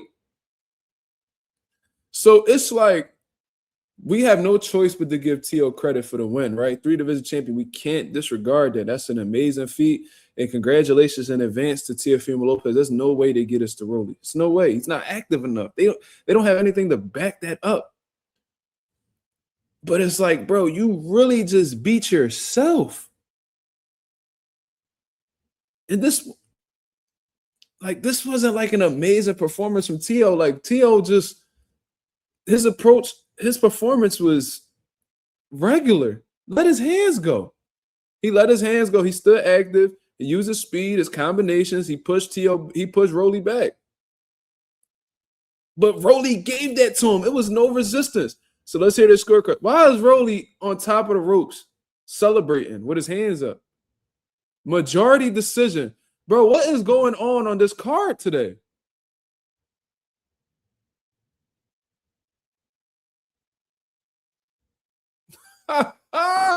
Who gave Rolly 6 rounds? 7-5. 8-4.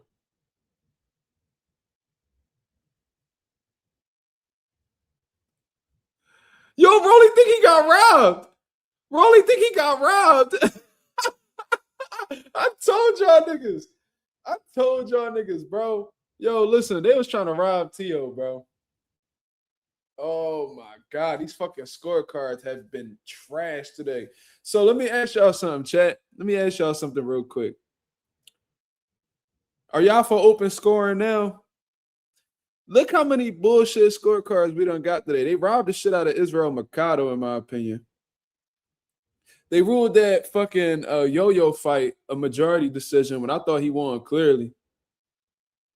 Teofimo Lopez beat this nigga 10-2 easy.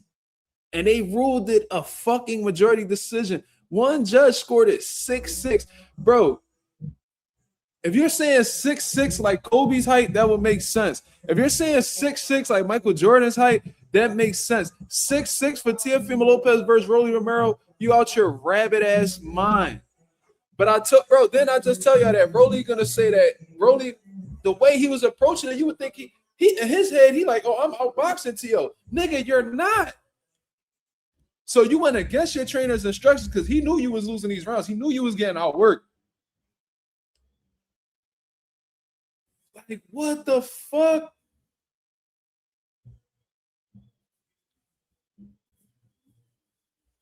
And then you sit here and act like you got robbed when they announced Teo the winner?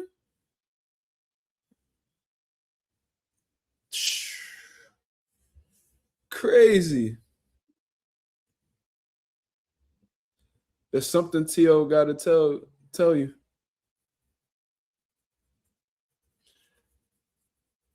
If you lost and then you came back, you never lost, you a winner. It's not about losing, it's about never giving up. He don't care about the scorecards because he got the victory. Yo-Yo didn't really look bad. He won clearly, in my opinion, but you know, he made it. You know, whenever a puncher makes it to the scorecards, people are going to criticize. But I think one judge scored the fight a draw. That shit was not a draw.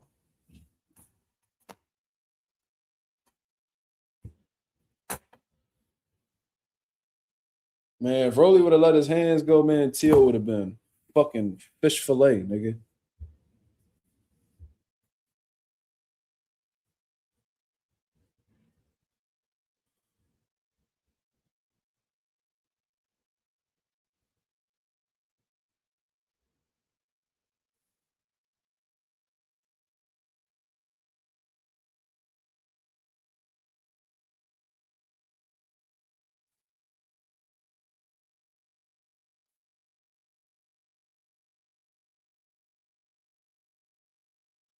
Just listening to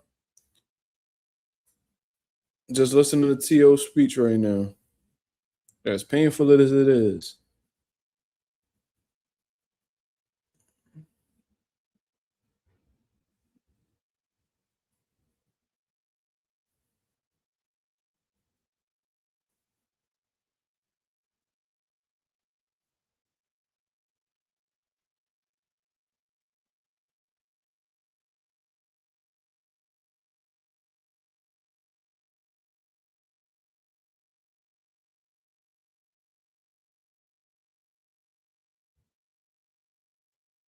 He said he got right back up. Yeah, he did say that, Bray. I'm glad you pointed that out. I was about to speak on that.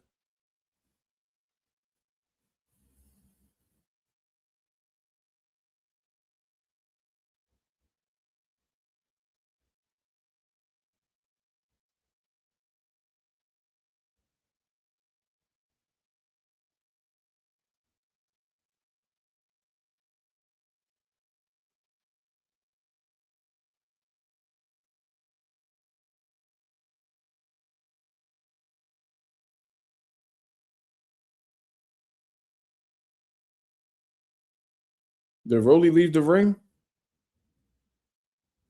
I want to hear what Rolly got to say. Because I'm almost, bro, I told y'all, bro, I caught this shit down to the smallest detail, bro. I told y'all as I was fucking talking to y'all while the fight was going on, the way that Rolly carrying it with his energy, he was carrying it like he was outboxing T.O.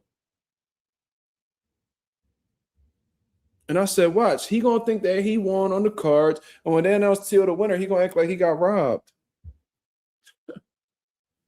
You seen T.O. Rolly face was like, what? Uh-oh, where's Rolly at?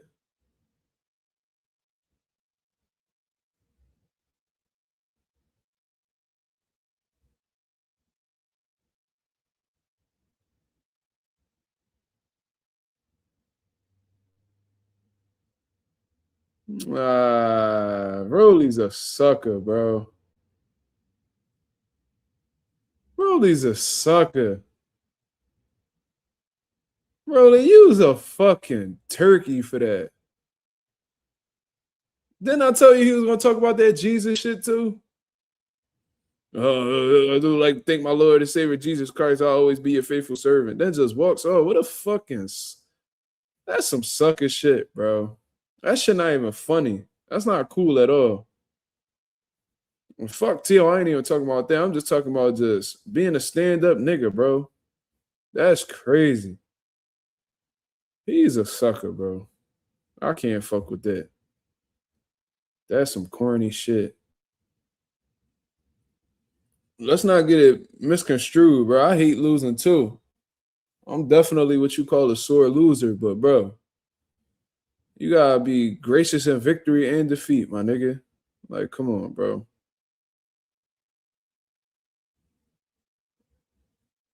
Wow. That was super corny. I ain't gonna lie to you.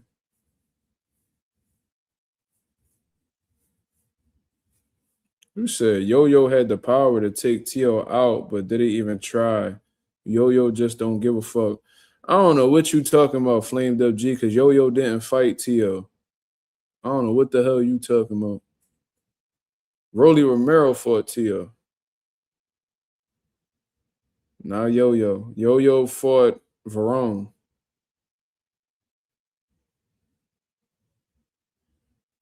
Yeah, he definitely got the fights mixed up.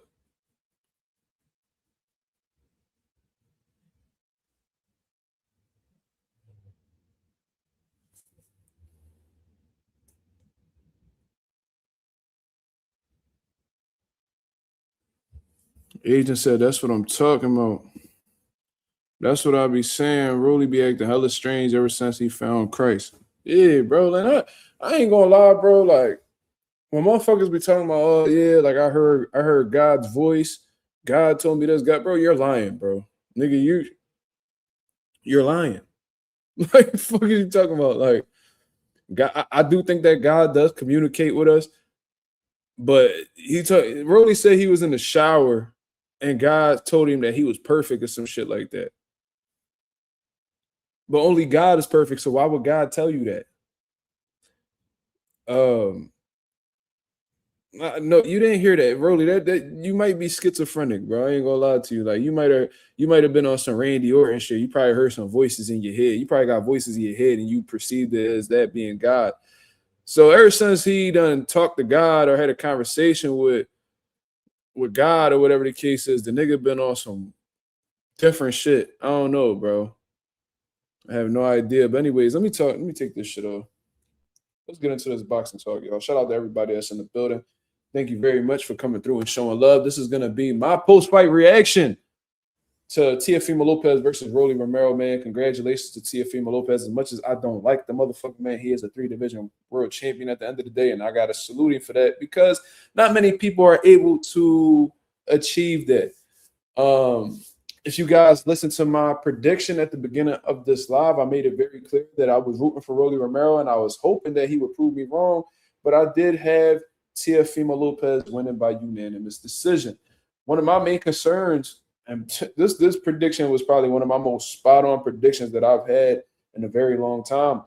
And when I was watching film on Rolly Romero, I noticed that he's taken this chess match approach ever since leaving Coach Bullet to go train with Ismail Salas. I've seen a more economical Rolly. I've seen because this is a guy who threw punches and bunches and threw everything with bad intentions, walked people down. They really give a fuck about what people were throwing back. You know what I'm saying? Like that was the Rolly that had a lot of success early on in his career. It ultimately led to him being a world champion, in my opinion, and getting those big fights with Gervonta Davis, Eastside Cruz, Ryan Garcia, and shit like that. Like that was the groundwork to make him the name that he is today. But since being with Salas, man, he's using his brain a little bit more. You know what I'm saying? Using his jabs, counter punching and shit like that. And I knew that if he took that approach with Teofimo Lopez, considering that Teo is the more experienced fighter, the more skilled fighter, the sharper fighter, you know what I mean? The fighter that's more capable of making adjustments. I knew that it was only going to go downhill from there. I told you guys in the keys to victory, we need to see the Coach Bullet Rolly in order to see him have the greatest chance of winning the fight. You know what I'm saying? But I guess that Rolly is long and gone. Maybe that Gervonta Davis knockout and him getting knocked out by Joanne Ingram and sparring and then getting knocked out by Eastside Cruz after the fact. Maybe a combination of those things made Rolly feel like he had to change his style in order to experience some sort of longevity in the sport of boxing. The problem is by the time you started to pick up how to box and starting to outbox guys, you're already a decade plus behind guys that have been outboxing people that since they were children. You know what I'm saying? So I knew that he was going to be in an uphill battle from a skill set standpoint against Teofimo Lopez, and he did exactly what I thought he would do. Man, I told you guys that I thought that he was going to try to play chess with Teo, and Teo was just going to outbox him, outclass him, and route to a unanimous decision, and that's exactly what happened. But this was a disappointing fight, in my opinion. Not necessarily because Teofimo Lopez performed like shit, and this was an average performance from Teofimo Lopez. I've seen him way sharper than this. He even said in his post-fight interview there's a lot more to work on and shit like that. So there's room for improvement.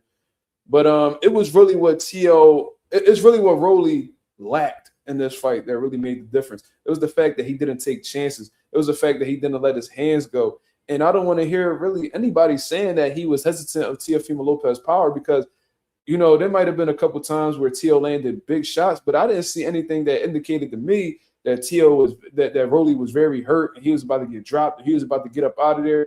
I've seen Teo land some good shit that might have caught Rolly attention, but for the most part, I didn't see his legs buckle. I didn't see him out on his feet. I didn't see him touch the canvas. So, and he was like that from the very beginning of the fight. So with that being said, I don't think it was really because of Teo's offense or his punching power. I just think that Rolly refused to take chances in this fight.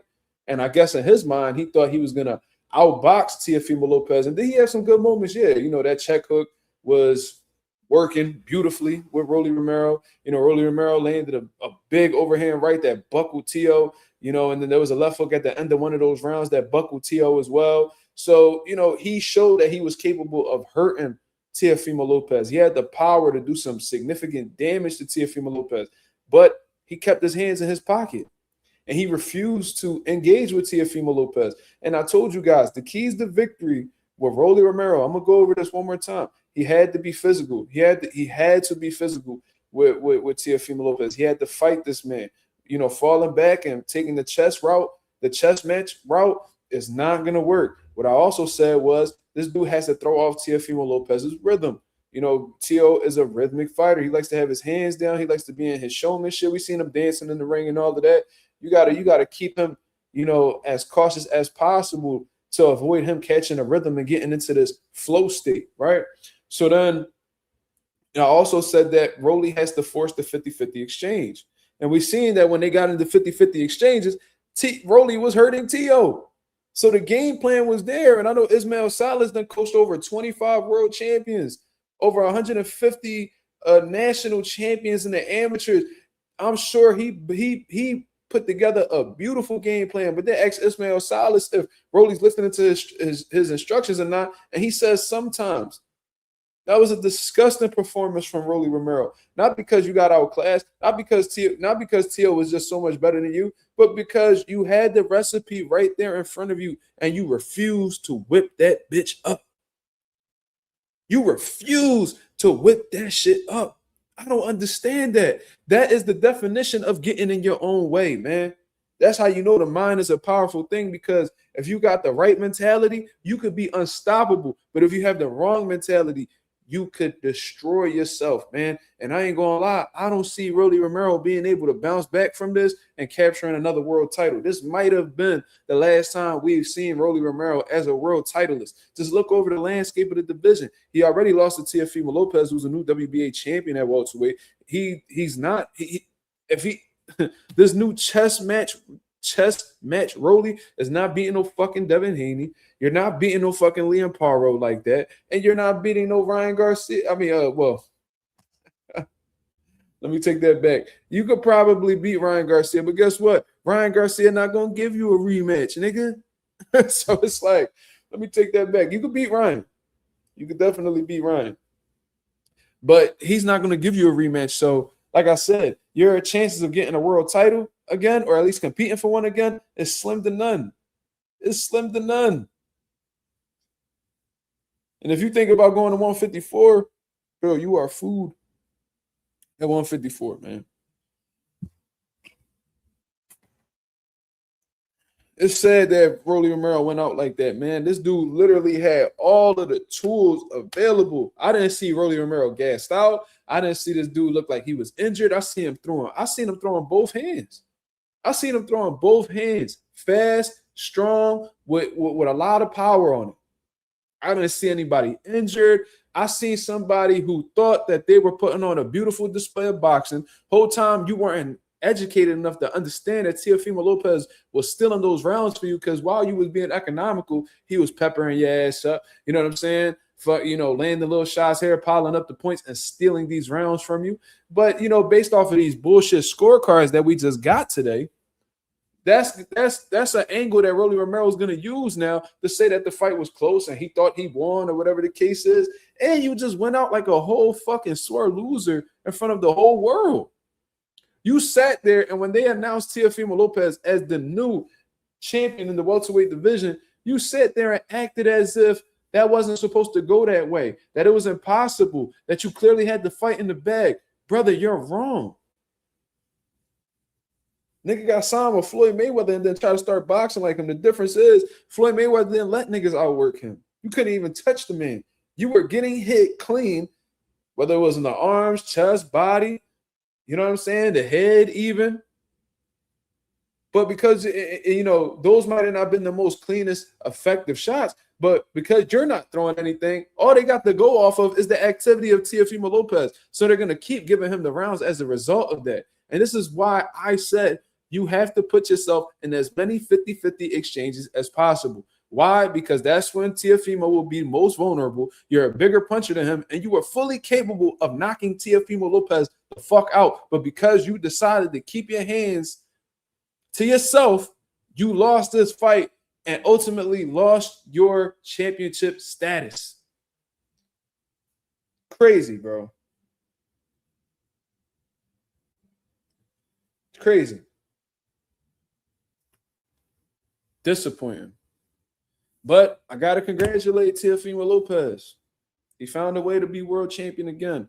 He said he's on the route to undisputed. You know, that would obviously mean fighting the other champions. And, you know, you can't sit here and grab a couple titles and claim you undisputed this time around, because guess what?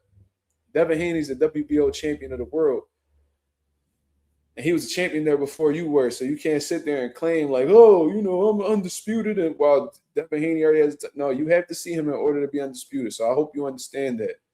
You know, that turning down $8 million shit, that shit not going to work, you know, this time around. You're going to have to really step up to the plate. You feel me? Shout out to the boy Forever Runway Fashion Line 448 with the $2 super chat. He said he had sparring nightmares with Teo in the past. I understand that. I understand that. You know what I'm saying? But I've heard Rolly say that, oh, he had good days against Teofimo Lopez sparring too. And then he also said that the shit was back in 2017. So that was damn near 10 years ago. So if you're letting a 10-year-old sparring session haunt you, then you might not just be built for the sport of boxing anyway. There's been plenty of times where people got the best of me in sparring. I don't be dwelling on that shit.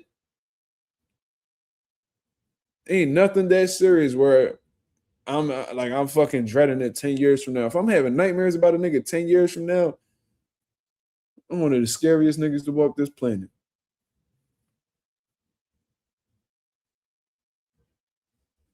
Disappointing performance, man. I seen somebody beat themselves tonight. I ain't gonna lie. I seen somebody beat themselves tonight. Pause. Y'all know what I mean. I seen somebody who was in their head so much psychologically, like in their head so much mentally, that they literally, like, bro, that's what's crazy. That's just what's crazy to me, bro. This man was in shape. He was fast, strong, explosive. Rolly was there tonight. And he had all of the tools to get the job done, but refused to pick them bitches up to work. Wow. Insane. And that's disrespectful, bro. You know what I mean? You got all these fans that came out that want to come see you and all that. They wanted to hear from you after the fight. And you go ahead and you bring up Jesus Christ as you as faithful servant and all that, and then you just walk out. Being, rude, being disrespectful, that's not God-like. I mean, that wouldn't be what Jesus would do. You see what I'm saying? Like, these niggas be hypocrites, bro. Like, they do disrespectful shit. They do rude shit. And then they just want to sit back and talk about, how Jesus is the great. Bro, why you ain't trying to move like I'm done? Don't y'all niggas be walking around with little bracelets that be saying, what would Jesus do? What would Jesus do? Would Jesus walk away while a grown man is asking you questions? When you're fucking obligated to speak to the media for your fights? Wouldn't Jesus talk to that person? Because that's God. That's God's child too. Who are you to walk away from him and disrespect him by not answering the question? These dudes be hypocritical as fuck, bro. That's why, like, when motherfuckers be talking about, bro, I'm trying to tell you some of the most wicked people, and I'm not saying this is Rolly. I'm just talking generally. I don't know Rolly personally. Some of the most wicked people that I've ever came across in this life, and I ain't no saint neither. I tell y'all guys all the time, I was a bad guy that learned how to be good, not the other way around. Some of the most wicked people that I've ever came across in this lifetime of mine always played behind the Bible. Why? I don't know. You know what I mean? Just like how the colonizers, they use the Bible in order to, conquer people and, gain control over them and shit like that. That's what these motherfuckers be doing in modern day society. You know what I'm saying? I just don't be understanding, like, y'all niggas praise God, y'all love Jesus, and y'all thanking Jesus, but y'all never seem to move how Jesus moved. Like, it's just so funny to me. Like, y'all love Jesus, y'all praise Jesus. You know what I mean? Y'all want Jesus to forgive you for your sins and shit like that, but y'all continue to show that y'all not as tight with y'all religion as y'all claim to be. Shit is just weird to me. I don't know. And I understand there's a lot of emotions that could be flared up and shit like that, especially if you felt like you want to fight, right? You might be upset and shit like that, but bro, that media guy out there to ruin, to kick you while you down, he gonna ask you questions that the fans want to know. You answer the questions, then you go about your motherfucking life. How am I reaching? Can you tell me how I'm reaching? What I'm saying is, right, you going around praising Jesus Christ and you praising God and shit like that, right? And one of the things that Jesus, you know what? I'll read it for you.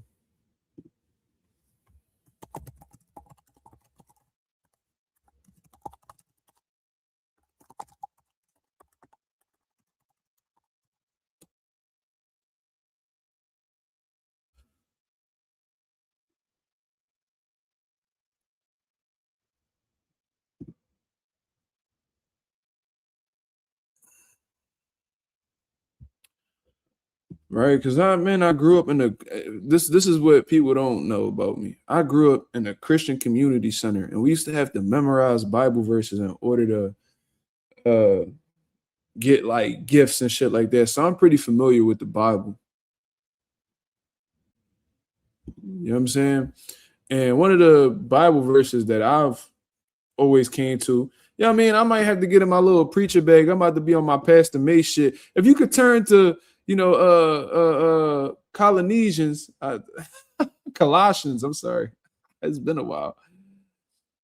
Chapter 3, verse 12, it says, clothe yourselves in compassion, kindness, humility, gentleness, and patience. Proverbs chapter 21, verse 21. Whoever pursues righteousness and kindness will find life, prosperity, and honor. There's plenty of verses about helping neighbors, verses about loving the enemies, plenty of verses about being kind and compassionate to one another. You know what I'm saying? Loving others, forgiving, and showing soft hearts. I didn't really see Rolly do that today. I see somebody pout because they didn't get their way. And I seen that man walk up out of that boxing ring on some sore loser shit. That's what I saw. That's just not Jesus like to me. What would Jesus do? I don't think Jesus would do that, Rolly. That nigga talking to you while you washing your ass in the shower. He didn't tell you to be kind and compassionate to others. I don't know, man. These dudes be making me laugh, though. But I'm reaching. Okay, I'm reaching.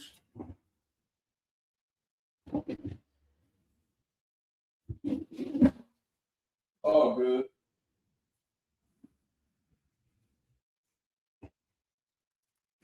I might have struck a nerve.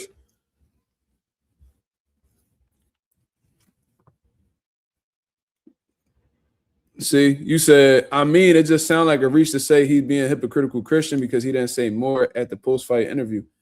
No, I'm not. He could have said the bare minimum and I wouldn't have said anything. The problem is how the way he stormed out of the interview. It's not the limited amount of words that he said. It's how the way he stormed out as if, you know what I mean? Like Chris Mannix wasn't worth his time. You feel what I'm saying? That's the problem. The problem is the approach. It ain't what he said. It's the reaction he had. He act like Chris Mannix asked him like a horrible question or some shit like that. No, we genuinely want to know.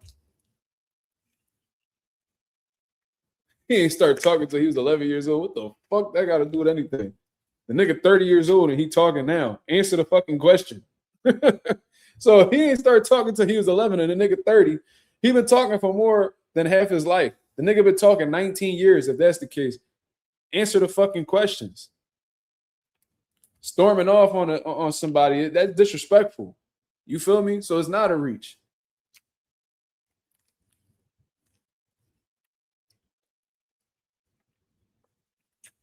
Especially when you don't even answer the question. You talk about, oh, I'm God, I'm your faithful servant.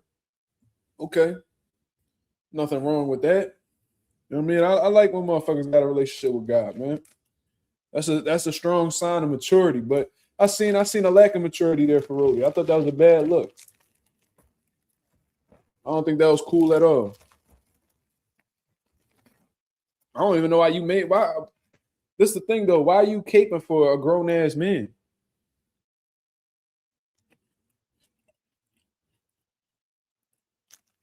He clearly in the wrong.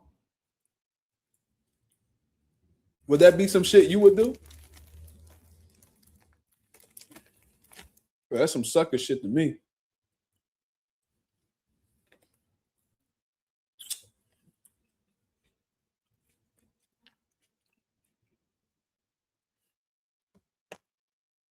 You got to be gracious in victory and defeat.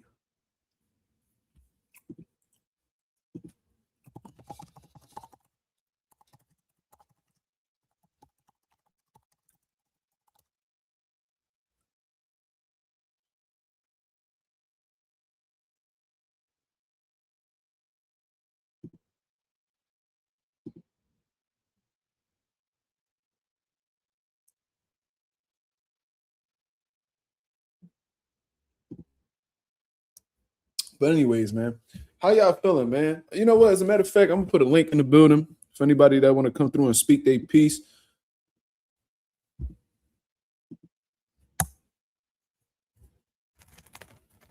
Nigga ain't talked since he was 11. What the fuck that got to do with me? I'm gonna send a link in the stream, and in the chat for anybody that want to come through and speak their mind on what they thought they saw against Rolly Romero versus Teofimo Lopez. That was my post-fight reaction. Like I said, I'm pretty disappointed with Rolly Romero, not because he got outclassed or Teo was just too good, because I don't think that's what happened today. I think it was a lack of action on Teofimo Lopez's part when he had the tools to get it done. He just wouldn't allow himself to do it. He got it his own way.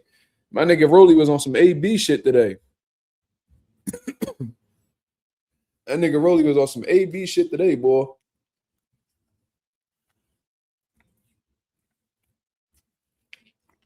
Yup, Junior Frank, we seeing eye to eye, brother. We saw the same shit. Junior said disappointed as hell because the fight was there for Rolly to grab it. Exactly.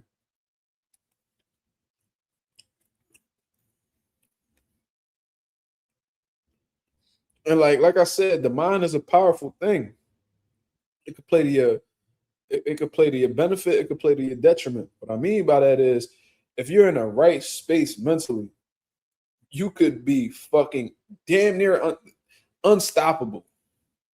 There's a lot of shit you'll achieve if you got the right mind space. There's a lot of shit that you could accomplish, you know, especially as a fighter, if you're in the right space up here, if you fully believe in your abilities. But when it's the opposite, when you're doubting yourself, you're worrying about certain things. You know what I'm saying?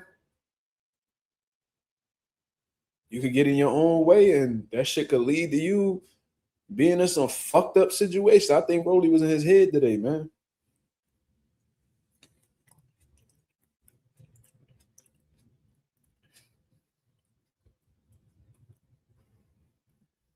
Rolly just lost to a better athlete and boxer. Rolly is embarrassed, bro. He should be embarrassed. And the thing is Teo a better athlete? Yes. Is he the better boxer? Yes. But like I said, at the end of the day, he had the tools necessary the explosiveness, the power, the hand speed, the awkwardness, the conditioning. Because I didn't see Rolly tired in there. I seen that nigga jumping all over the ring and was not tired. So he was well prepared. You did not use the abilities that God gave you in order to get the job done. Whenever he actually sat down and let his hands go, he had success and damn near put Tio on his ass from letting his hands go. But what did he do? Decided to stop letting his hands go and let Tio take over the course of the fight. Tio didn't do anything to neutralize Rolly's offense. He did it. He did it himself. He did it himself.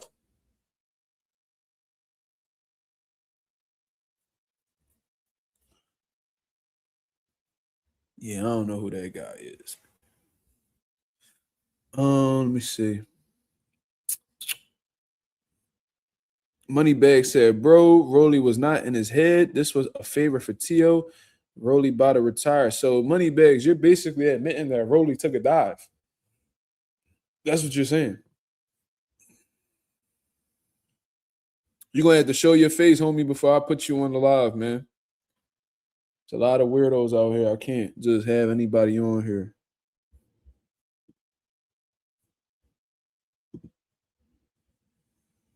Moneybags think Rolly took a dive. You know what, bro?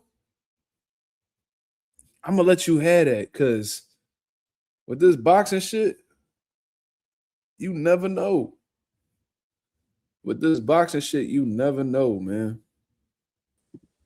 Okay. What's going on, man? You can hear me? Yeah, I can hear you, brother. What's going on? What's up, buddy? Just knowing your channel, bro. Shout out to your channel, my brother. Salute. I just want to say that Rolly, at the end of the day, that shit was already planned for Rolly. I don't know if anybody was paying attention, but Rolly did say that, you know, you guys are gonna miss me, and that I don't know if anybody paid attention to that, but like you were saying, I was piggybacking on what you were saying, talking about like, you know, a fighter's mental has to be there. I believe that Rolly's mental wasn't there. And what I believe is that the reason why Rolly lost is because obviously, you know, the skill gap between him and Tio. He's not a good boxer compared to Tio. He would have to knock him out. So it's a short night for him. You actually bring up a great point because I do remember he was on the nightcap with Shannon Sharp and them, and he was alluding to retirement and stuff like that. And to be honest with you, I'm gonna tell y'all something off the, you know, this happened off the record, but I was actually on the phone with Rolly some time back when me and him had our little differences and shit like that. You know, that got settled and all that, but he told me over the phone, he was like, man, I'm probably just gonna do like 2 or 3 more fights and then I'm done. I'm like, what? Yeah, and that was back before he fought Ryan. So I think this was a little bit before Ryan. So I think this was like right after the Isaac Cruz fight, or a little bit. I think a good amount of time after the Isaac Cruz fight, he was trying to lock in a fight at 47. So me and him was talking back and forth. He said, man, I'll probably do 2, 3 more fights. And he said, no, I'm done. I'm like, what? I said, damn, bro. I said, you young. He was like, yeah, but you know, like he was talking about he wanted to do this, this, and that. So, I mean, you could be, you might have just seen something, and I heard it too. But you know, Rolly say a whole lot of shit, and I don't be knowing what to be taking serious sometimes, and when he joking. He's like one of those guys that, you know, like he throw a whole lot of curveballs. You know what I'm saying? So it's like you be a little confused as to where he's coming from. Is this like the serious side of Rolly? Is it not? So it's like you just gotta let that shit play out and see whether he was serious or not, to be honest. But that's a great point though, man. Yeah, it's like, did you just become religious out of nowhere though? You started talking about Jesus and God and Allah and all this shit. I'm like, bro, I respect that, but my brother, like, well, you know, what's going on? Kind of pulling off the same shit that Tank pulled. You know, Tank kind of did the same thing. He's kind of telling everybody. He was kind of warning everybody really that he was gonna retire, but Tank went through that back door. That nigga bounced. I feel like the same thing Rolly did. But Tio was not supposed to lose this fight anyway. His career would have been over if he lost this fight. No, that's for sure. Shout out to the boy Junior Frank with 1,000 jewels, man. I appreciate you, brother. Thank you for supporting the channel. But yeah, to add on to what you said, man, absolutely. I look, we got a homie by the name of Moneybags in the chat that think that Rolly took a dive. You know what I'm saying? And I don't think that it's really far-fetched, but then it's like these type of performances kill me more than like a motherfucker just getting out class. Like if we would have seen Rolly just beat the shit, get the shit beat out of him by T.O., then it's just like, all right, bro, you just not on this nigga level. But I seen somebody who looked like he was on T.O. level. That's the crazy part. Like I see somebody who, like obviously T.O.'s the better boxer, he's the better athlete, he's the more experienced fighter. Yeah, he can have all of that. He's the better fighter overall. But I seen Rolly having moments. I seen him playing chess with T.O. and landing some good little counters and stuff like that. The problem was the consistency. You know what I'm saying? It was like he'll have a moment, he'll have 2 moments, then he'll go ahead and let T.O. land 10 punches to end the round. And it's like, bro, what are you doing? Like, you having moments. And I'm like, bro, and T.O. head, the way he was carrying it, and you let me know if I'm tripping. The way he was carrying it, he was acting as if he was outboxing T.O. He had like positive body language, and you know what I'm saying? Like he don't have any type of urgency. Like in Rolly head, it seemed like he thought he was in control. Yeah, that man was not active at all in that fight. He was inactive the whole time. But he would land like a counter or two, and I guess he thought in his head that was enough. No, hell no. He'll walk off. Yeah, because T.O. was throwing more volume. You can't just throw single shots, throw like 2 punches and then walk off and think, nah, nigga. Probably I think he dazed them in one of the rounds, but that's about it. Other than that, T.O. was investing to that body. Twice. Yeah, T.O. was investing to that body though. Y'all saw his body, his kidney. Oh my, he gonna be pissing out blood tomorrow. Oh my god. That man Rolly gonna be pissing out blood tomorrow. What's crazy though, because T.O. did land some body shots, no doubt. But Rolly didn't really look for like crazy fatigue to me neither. Yeah, I see what you mean. Yeah. Like if he was just like, oh, he just got hit with some crazy body shots and he just broke down, it's like, all right, you know what I'm saying? Whatever. Just great, strategy from T.O. But Rolly didn't look fatigued where it was like he was on his last leg, he was about to drown or whatever the case is. No, that's facts. I've seen somebody who had the abilities and had the fucking conditioning to get it to really do some damage in this fight. And he just chose not to. And I didn't see somebody who looked like they was injured. I didn't see somebody who looked like they was out of shape. I see somebody who prepared for a fight but didn't really try to take over the fight. That's what it looked like to me. Yeah, bro, that shit was. Yeah, and Rolly had the audacity to be mad after the decision. I'm like, bro, don't be surprised, man. Bro, but I don't know. Did you come in after the fight was over? Yeah. You came into the channel after the fight was over? Well, yeah. Bro, I literally predicted it because as the fight was going on, and anybody in the chat could, confirm this. I was like, bro, the way T.O. carrying it, he's acting as if he's winning, right? Because that's what motherfuckers do when they feel like they outboxing somebody or they controlling the fight. I said, watch, they're going to announce Teofimo Lopez the winner, and then he's going to act like he got robbed. And that's exactly what the fuck he did. He literally sat there and was looking around like, they gave it to T.O. Why wouldn't they give it to T.O.? Yeah, man. Shit is crazy.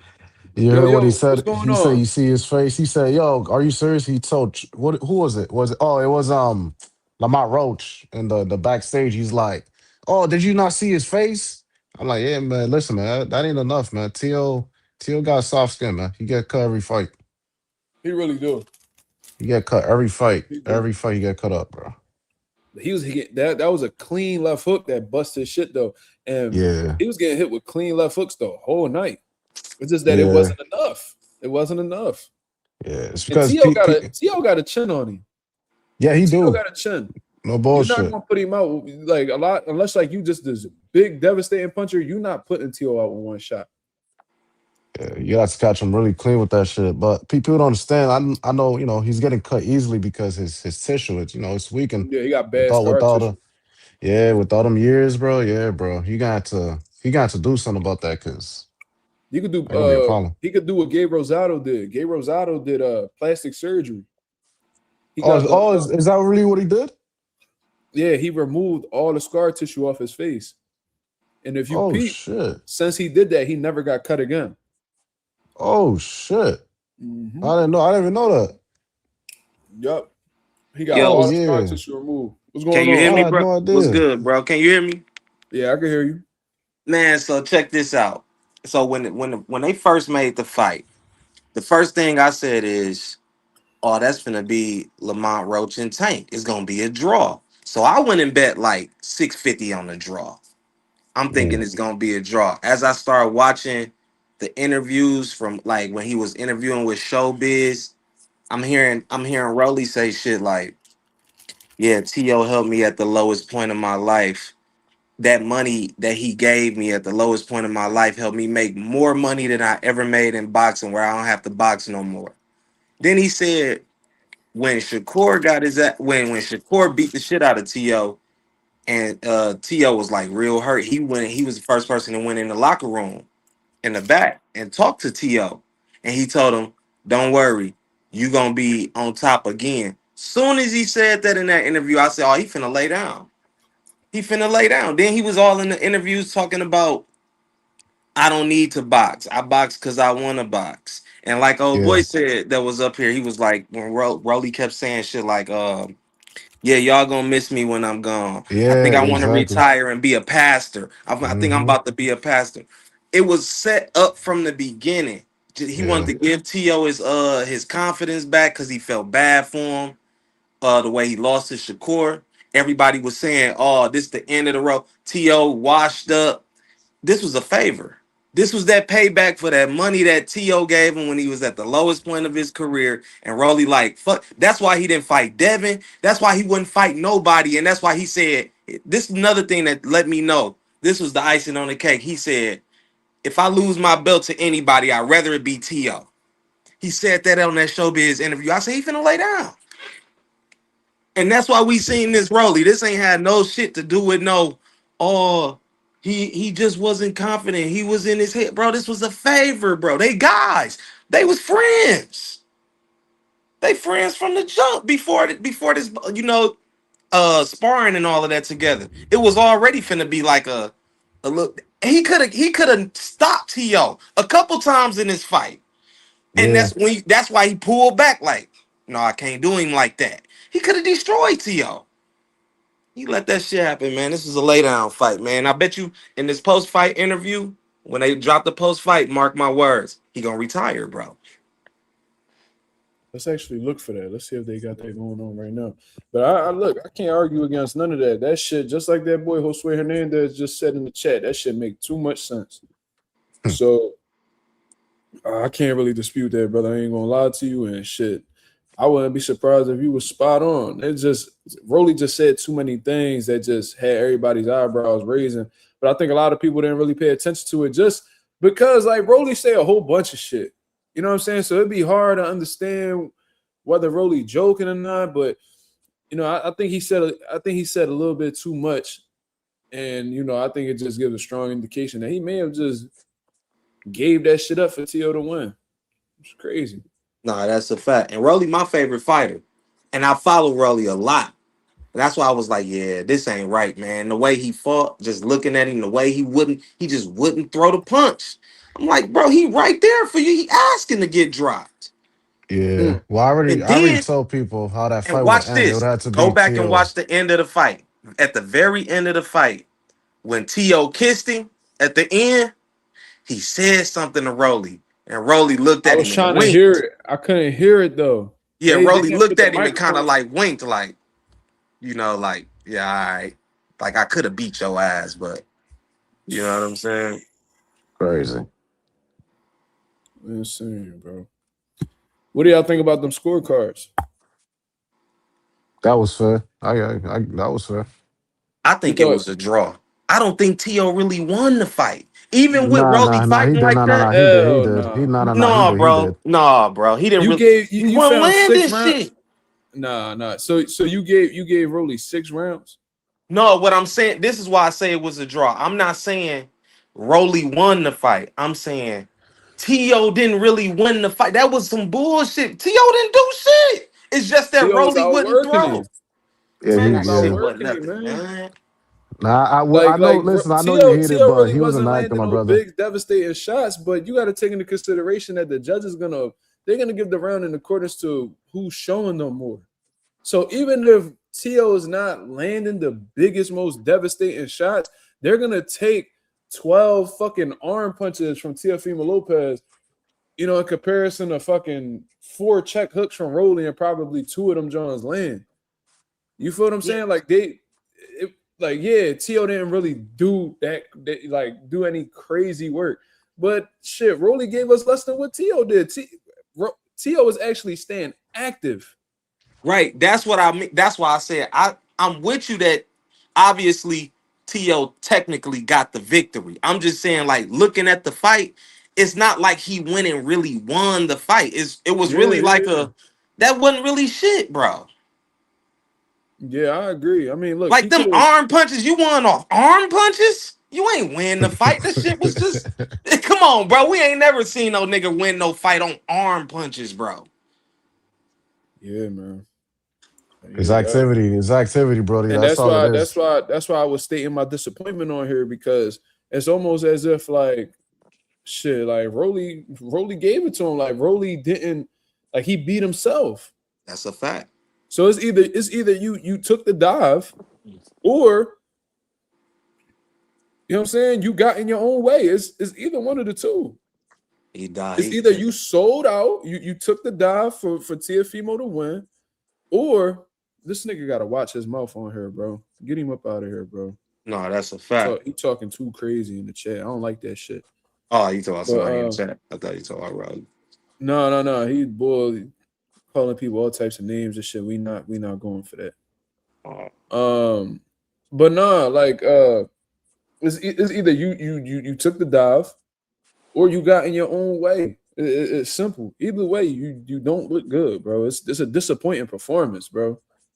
And if all Rolly had to do was just be himself. That's the crazy part. That's it, man.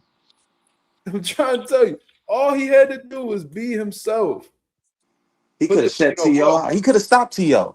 Bro, I'm trying to tell you, that's the first time I seen T.O. hurt like that. That's the first time I ever seen T.O. hurt like that. I've seen him get dropped and shit, obviously.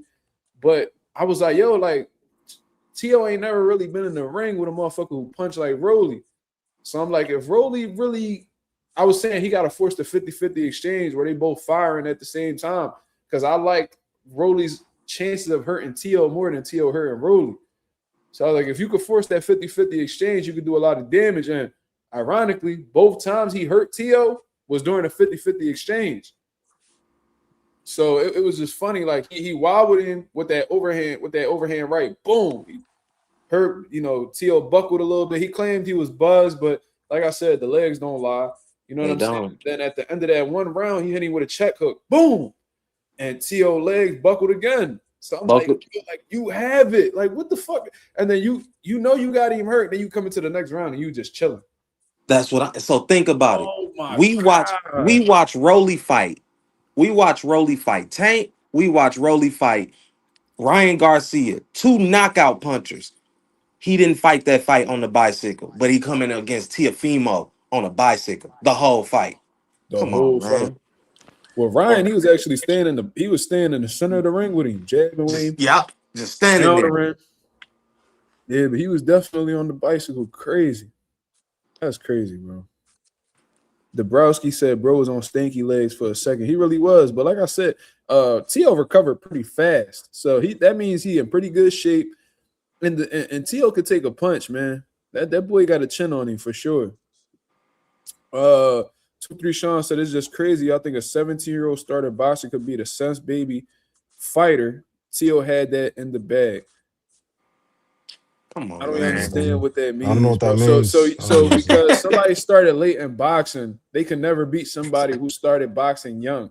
Well, how about Deontay Wilder, who started in his 20s and had 10 title defenses? Right. How about Ray Mercer, who started boxing late and then ended up, winning the world title? Didn't Kelly Pavlik start boxing late and then he became a world champion? And one of the Errol Spence didn't start till he was like 16. Errol Spence started boxing when he was 17. Only He was 10 one of the amateur baddest fights. motherfuckers in his prime.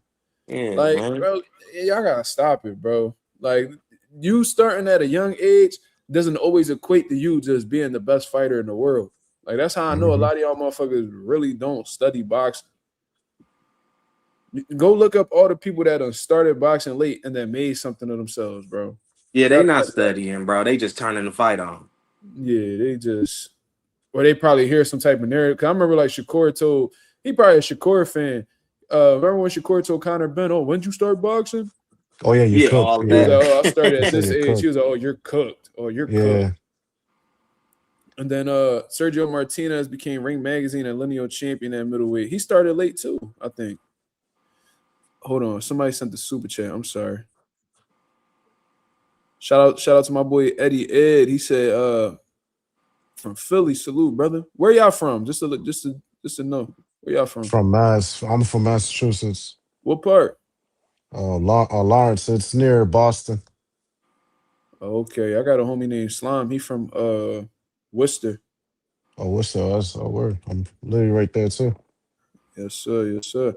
That boy Tricks with a $2 super chat. He said, if Ryan beats Conor, how do you see Teofimo versus Ryan? If Ryan beats Conor, which I think he is, I think he's actually going to knock Conor out. As much Ryan as I gonna knock Teofimo out too. Yeah. Like, yo, for real, I could agree to that, dog. I ain't gonna lie. If Teo could neutralize that lead hand, he could beat him.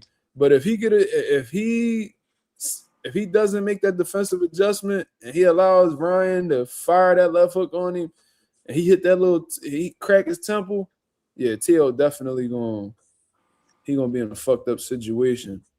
It's gonna come down to the Teo's approach. If he don't respect his hook or he not fast enough to neutralize that hook, because that lead hook is very fast, man. Bro, and what Teo do, they was talking about it in this fight. Every time Teo throw, he drop his hand. Yep. Every single time. Yeah. Ryan sees that shit. And that's the opening for the hook. That shit gonna be a Ryan 2-round fight, the shit man. out of that. Because I don't like Ryan. I don't fuck with Ryan at all. But his timing on that hook, nasty. So it's his reaction time. That's what it is. It's crazy. Yeah, it is. But Rolly neutralized that shit just by keeping that hand up. Yeah. Kept that motherfucker that, yo, you watch that fight, Rolly didn't drop that right hand out one time. Not one time. Not one. And I think Ryan still hit him with that hook, but he, it wasn't nothing, it wasn't placed like, in the best spot. So he walked through it. But yeah, Teo get cut so easy. If Ryan throw that fucking left hook and hit his eye or something, oh my God, that shit gonna bust. That shit gonna explode. Yeah, bro. Yeah, bro. His face not built for. I like that matchup though. I ain't gonna lie. For the names, I like that. Yeah, I like Teo's the better boxer, but Ryan has those, just like Rolly did. He has those qualities where he could make it difficult. He could possibly hurt Teo and change shit around, bro. That I forgot what round. What round was that? That Rolly hurt Teo pretty bad. Fifth round. The fifth round, bro. Yeah. I was going crazy on this joint. I gotta play that shit back, bro. I couldn't believe what I was seeing. That's the first time I really seen Teo wobble like that. Yeah. What was crazy was I had somebody in the chat telling me the other day, "Oh, how could you say that Rolly could knock him out if he ain't never been stopped before?" I'm like, bro, you act like he not a human being, or because they been stopped before that they can't get hurt, bro. Just because, bro, it's a first time for everything, right? In this shit called life, bro. Just because you ain't never been dropped, like when I was boxing, I ain't never been dropped, I ain't been stopped. That don't mean I can't be though. Like what are we even talking about? So it should just be funny, just because like Rolly was getting stopped. I mean, not Rolly. Teo was getting stopped in sparring. You think he won't get stopped in a pro fight? Cambosis dropped. Cambosis dropped Teo. Bro, he's not a big puncher at Ryo all. made a name off Teo. Dropped, hurting him, stopping him to the body and sparring and all types of shit. Why he can't get stopped in a pro fight against somebody who cracking like Rolly? I just seen somebody say they sparred Rolly and Boots, and they said Rolly punch harder than Boots. Yeah, and Boots a punching motherfucker. Like there ain't nobody to play with. He could put anybody lights out. Yeah, man, punching for real. Funny, man. People funny, man. Rolly did try to press Teo after hurting him in the fifth. Yeah, he did. He did. He was putting them bitches together. But he should have came out in that 6, and from then on, he was like, "Oh, I could actually hurt him. Let me go to work." You know what I'm saying? Like, let me go ahead and keep putting these shots together and break T.O. down. Like, he chose not to do that. That's weird to me, man. Like, if that's not intentional, then that's just some low IQ shit. Man, we never seen him fight like this. Never seen him fight like this. So, Crazy. let me ask y'all a question. What do y'all think is next for Tio? Because man, 147, shit, I don't know. He looking like food right now at 147, in my They said opinion, bro. Liam Paro just tweeted like congratulations T.O. Let's unify. So he trying to duck Devin and fight T.O. now. Man, he need to make up his mind, man. Yeah, Liam Paro all over the place. He's scared. yeah, He's scared of them black boxers, man. He's seen what Yeah. Hitchens did to him. Yeah, they know they yeah. can't beat them niggas, man. That Yup. shit. So he seen what Hitchens did to him. He was like, I don't even want to know what Rolly did. But I mean, you see they kept talking about Devin and T.O. for undisputed. They was talking about that before T.O. even fought Rolly. Yeah.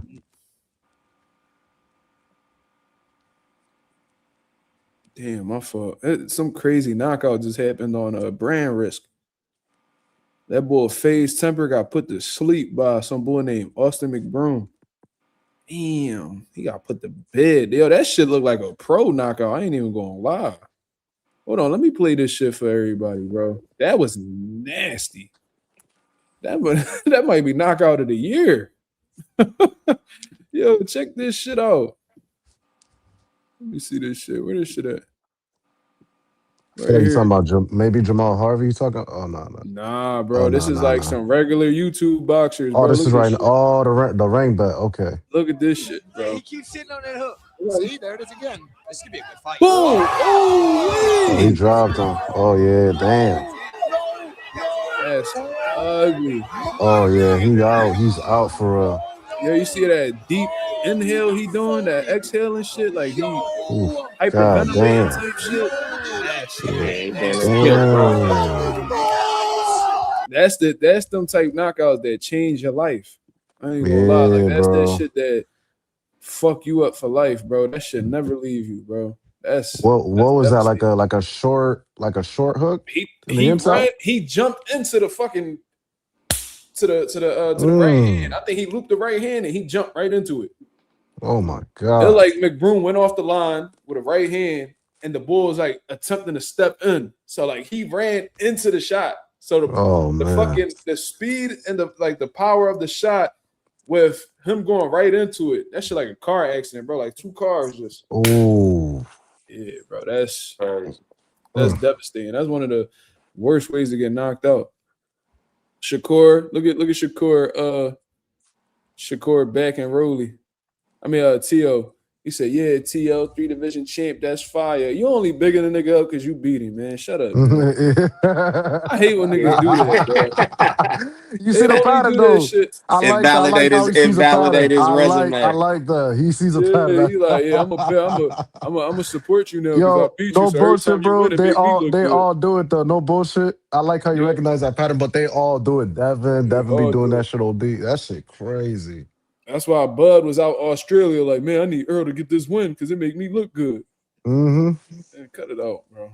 It knocks their win for sure. That nigga Shakur, that nigga stays tweeting too. Straight after. Yeah, Tia. I don't know. Well, if Tia Yo, don't fight Pyro, I don't know, man. these That fights kind of nigga, lit. I ain't that gonna lie. nigga. These brand, I just seen a midget knock out one of them island boys. Damn. The boy Larry Wills popped his bicep while he was rumbling. Yeah, I heard about that too. All that show said that Julian Newman. You heard about that Julian Newman situation, right? He a weirdo. I would love to fight Yeah, him. that whole family. Yeah, that whole family weird, dog. I would love to fight him. If I had the chance, bro. Oh man. I would knock him smooth out. Yeah, that payout got to be crazy. They said that Rolly did a post-fight, John. Let me see. Oh, I pull bet you. that shit up. Oh, he demanded a rematch. No. Oh, hold on. I gotta put this on, y'all. I gotta put this on. Give me 1 second. Oh man. So that makes me question whether he did Wow. he did that intentionally or not. Let's see. Rolly, we had a packed house at T-Mobile. A lot of people came out. Big event. What's your immediate takeaway? Your immediate thoughts? My immediate thoughts. I mean, look at my face. I hate when niggas say that. Look at my face. Like that shit tells the story. Hold on. Let's I found a clearer one. So let's go over here.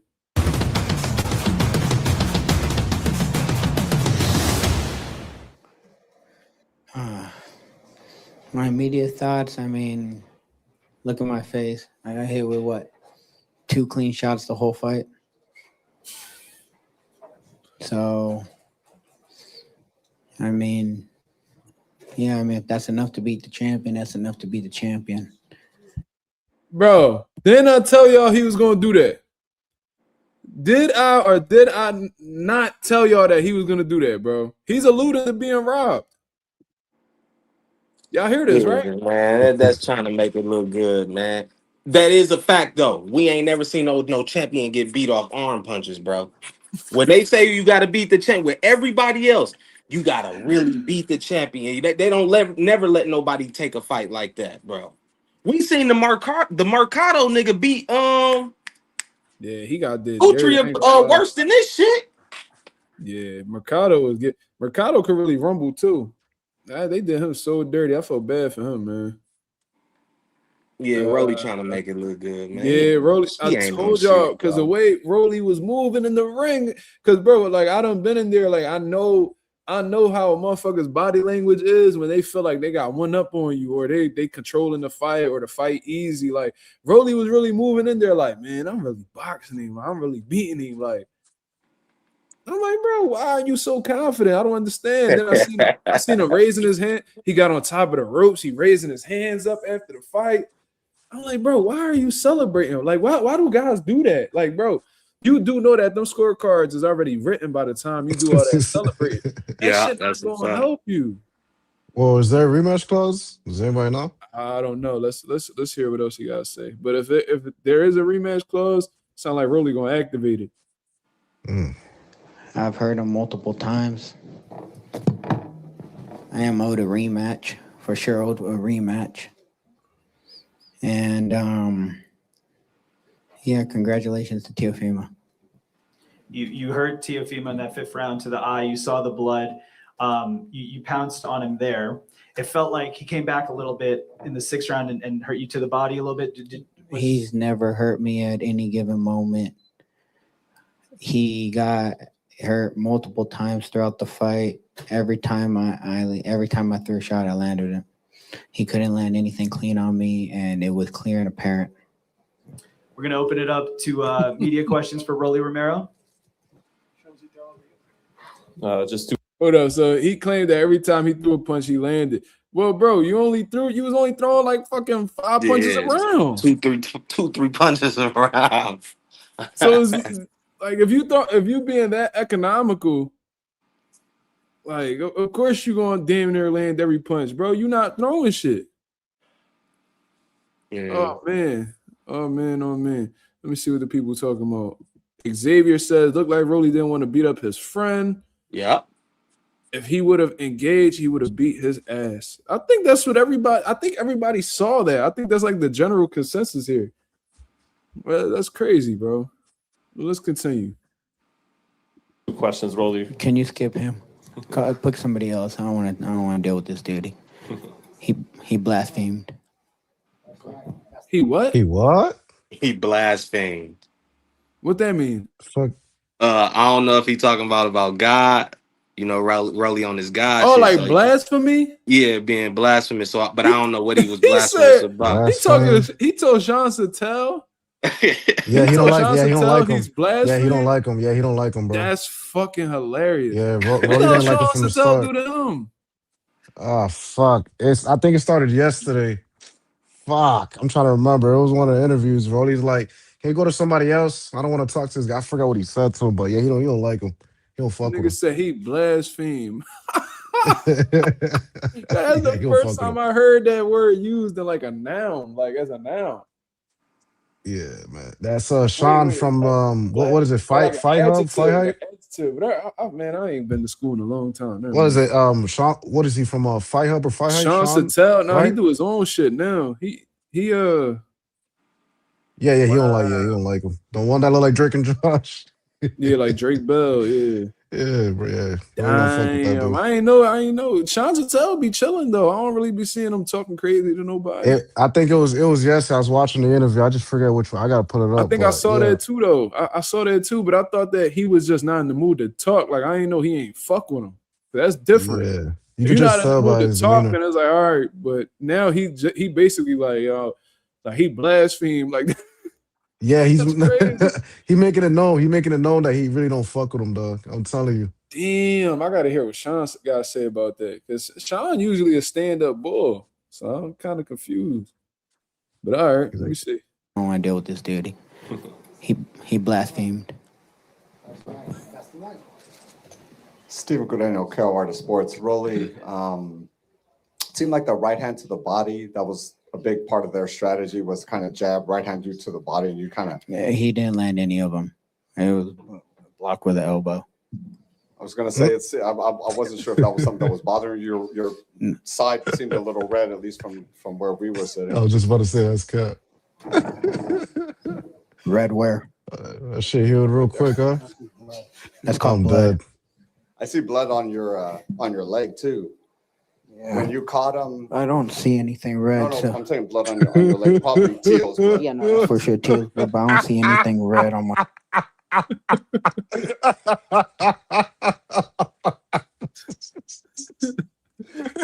I'm fucking done, nigga.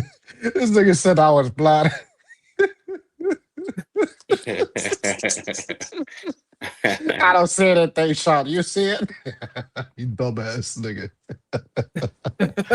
Oh man. Dabrowski Hey. said, Rolly said, fuck, he definitely did. Oh man, he probably iced the shot of it. Damn.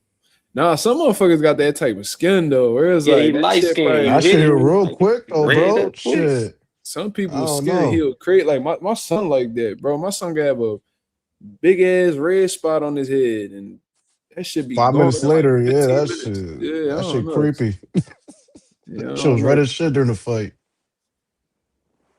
All right, let's see what Rolly got to say. Let's see what else he's saying. All right, side. So don't start that initiative. You used that word wrong, but it's all right. What did he do in there that maybe was I think you meant to say narrative, Rolly. That's cool. Don't start that initiative. Okay.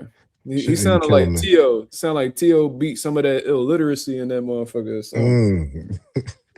expected? that you haven't Nothing. seen to He you? didn't land a single shot. You guys could clearly see he didn't land a single shot. And just last one for me. When you had him hurt, why weren't you able to finish, do you think? I mean, he found a way to survive, and that's and then when I had him hurt at the end, it was at the end of the round. Every time he threw himself, I landed a hook, and yeah, I mean, every time I threw, I landed a shot. Rolly, did you have any regrets over this outcome in regards to anything that you did in the ring? When somebody else does this, it's a masterclass. When I do it, it's self-explanatory, right?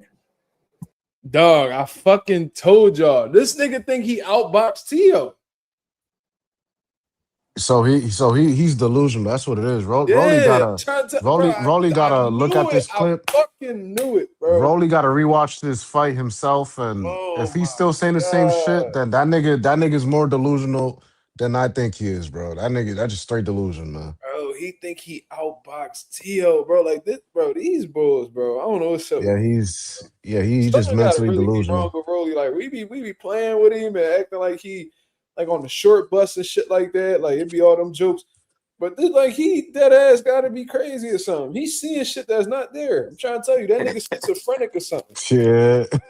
I'm trying to tell It's you, a part bro. that's Bro, definitely part of delusion I for sure. fucking caught, bro. Not only did I get the prediction down to the fucking T, but I knew exactly what he was gonna say after this fight. He thought Yeah, the he post fight. outboxed Tio. This shit is crazy. Wow. That shit. Wow. Yeah, I don't think he think that shit. I think he just saying that shit, bro. I ain't gonna front to you. He keeping this shit going, bro. I'm I don't know, going man. with the God, man. I don't know, man. I He can't he go, seemed pretty bro. serious to me. I don't know, Moneybag. He seemed pretty serious to me, man. He do seem serious. I can't front. He seems serious, but But what man, got me laughing, seen the man fight like that. Like Rolly you know got what's 20 funny as fights shit now. though? You know what's funny as shit though, y'all? This nigga Rolly telling these niggas that they ain't see what they saw. Like you ain't hear it. Like he's like, yeah, man, I seen Tio landing some right hands to the body. He didn't land anything. I blocked all of them. Yo, you seen how to do it, and that's facts. Like, And you seen he how the didn't dude land was trying to play anything. safe. You saw how the dude was trying to play safe, and he's like, Rolly, but nah, man, say it for how it is, say it for what it is. Say, listen, I seen your rib. Shit was red. Niggas playing all safe for Rolly. Yo, but that's how the Crazy. media is. Cause you know what it is, bro. Back in the days, the media used to be able to talk shit to fighters, and you know what I'm saying? They Yeah. still would be around. Nowadays, if you go, because let's keep it real, bro. Like a lot of these media dudes, this is their bread and butter. That's how they feed their families, right? So these boxers are so sensitive now that if you say something that they don't fuck with or they feel like you attacking them, they'll take your credentials. Now, if they don't take your credentials, you ain't got no content. If you ain't got no content, you ain't getting paid. If you ain't getting paid, you ain't feeding your family. So now these motherfuckers is like they play it real nice and safe because they not trying to fuck that money up. Yeah. You know what I'm saying? And then you might get fired from the media outlet you working for if you ain't working for yourself. So now these niggas, they just play it real cool, bro. They play it real cool. Man, that's why I can't do it. Like I had a homie like, yo, bro, you should get your credentials. Nah, because you're gonna tell me some shit. You're gonna lie to me or say some shit that I know you bullshitting about, and I'm gonna call you out for it. Now I'm getting kicked out this joint, and now I ain't allowed at PBC events, top rank events, matchroom events. Like, no, we ain't doing that shit, bro. I can't. That shit's crazy. What got me laughing is this nigga Rolly really telling these niggas that T.O. didn't land anything. He hit him with everything. And he said what somebody else does it is a master class. So in his head, he think he boxed the master class. Nigga, you look like poop. Fuck is you talking about? Who told him On that? his bicycle, the whole fight, throwing like what you say, 5-6 punches around, got on his bike Yo, again. did y'all ever do some shit and y'all thought that the shit, like in y'all head, the shit came out super fly? Then when you watched it back, you was like, damn, that shit look kind of Yeah, corny. hell yeah. I That's when you know. remember I was playing at Top Golf, right? I remember I was playing, I was at Top Golf. I smacked the shit out the ball. That shit almost went past the net. I was on some super husky shit that day. I was feeling myself. In my head, I thought that shit was, that shit just looked so fly. Bro, I went back and watched that shit, bro. I was like, oh my God, bro. I was like, bro, my fucking golf swing ass. Like, that's exactly how the way, like I wonder if Rolly looked back at how the way he boxed and be like, yo, bro. Like in my head, I thought I was boxing, but I really looked like shit. Like, there's Some no dudes. fucking way you seen that. Ain't no way you watch yourself box like that and be like, yo, that was a fucking masterclass. Like, there's no way. Some dudes be doing that though. They'll still believe that shit. Believe it or not, they'll be like, nah, they'll try to fight reality. Man, I be keeping that shit real with myself. I remember one time I thought I was singing. I thought I was going to be on a motherfucking American Idol. I went and listened back to that bitch. I was like, oh yeah. Oh yeah, let me stay with this boxing shit. This ain't it. These niggas be tripping. That nigga Rolly. Delusional though. That's really delusional. That nigga Rolly tripping. Right now. Let's see what else he gotta say. What do you think, if anything, was swaying the judges to lean to the side of Teofimo? You know, it's all political. Can you elaborate? PBC card, PBC fighter. All right.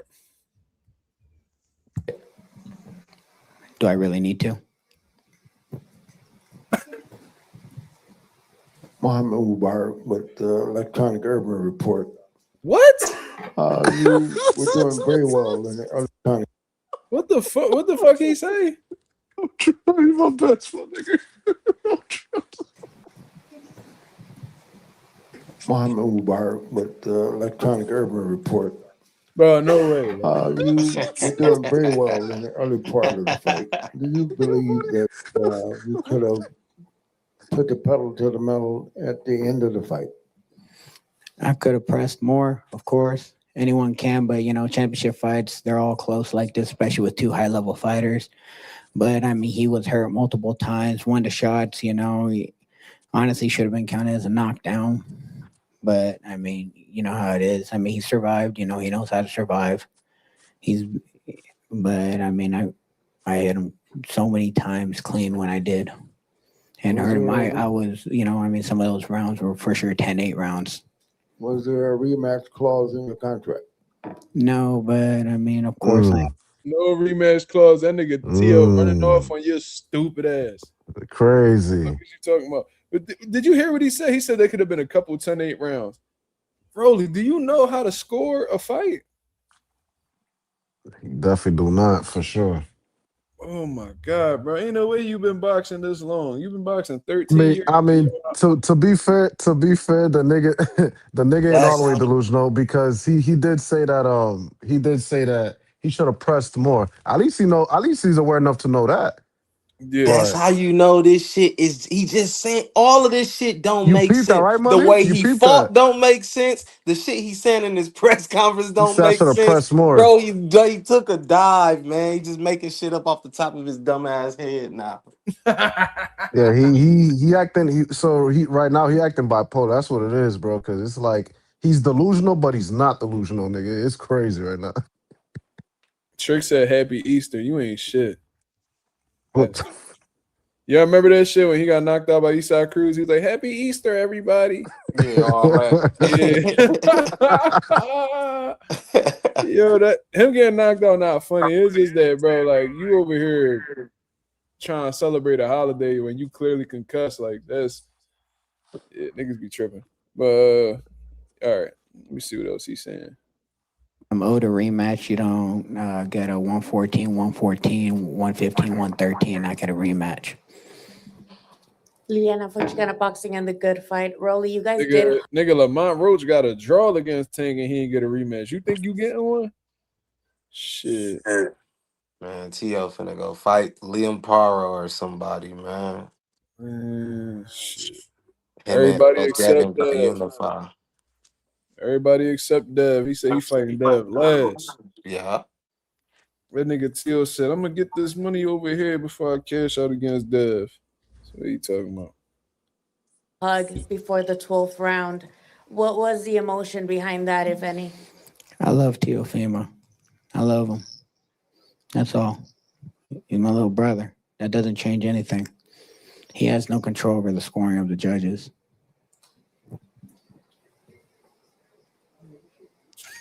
Them niggas going clubbing tonight together. I swear to God.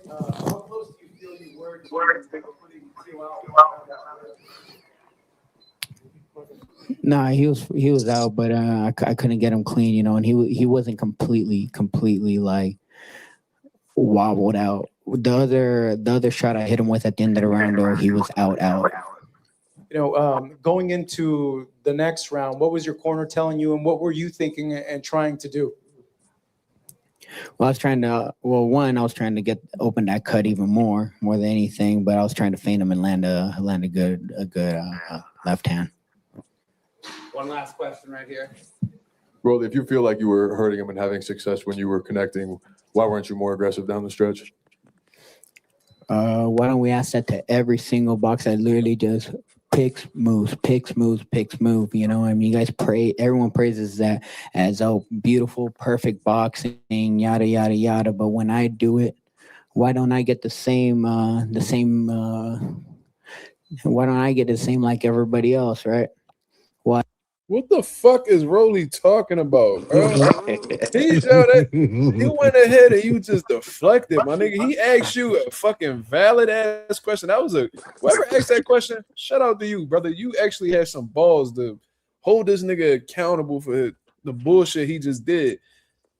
The question simply was, if you hurt him multiple times throughout the fight, why weren't you more aggressive down the stretch? That's a fucking brilliant question that we all want to know. And what Rolly say? How about everybody else? Why don't you ask everybody else that? Because not everybody else fighting, bitch. We talking to you. Fuck you talking about? We're asking you the question because you're the one who just fought and laid a fucking egg, nigga. So when we asking you, stop deflecting. Answer the question. If you're not willing to answer the question, just go the fuck home. Just storm out like you did in the ring, nigga. God damn. So you going ahead and then say you keep like he just reiterated his master class. You feel me? Like why when everybody else box, you praise him, but with me, you don't, because you're not an out boxer, Rolly. You're not an out boxer. Somebody name one fucking great display of boxing Rolly done ever put up in his whole career. And it's not Ryan.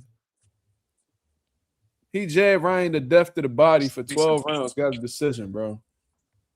All right, bro. He was doing all right when he was fighting Tank at first in the first couple of rounds. He was doing all right. But it wasn't, I ain't going to say a great display, but he was doing all right, though. But he wasn't outboxing Tank. He was pressing Tank. So I'm talking about like on his bicycle, you know what I'm saying? Trying to outbox him, turn him, run him in the shots, and be on that type of time where Tank, he was bringing the fight to Tank, and then Tank ran him into some hot shit. Yeah, he's playing Like, I'm possum. talking like if he keep talking about like this great display of boxing, like being an outboxer.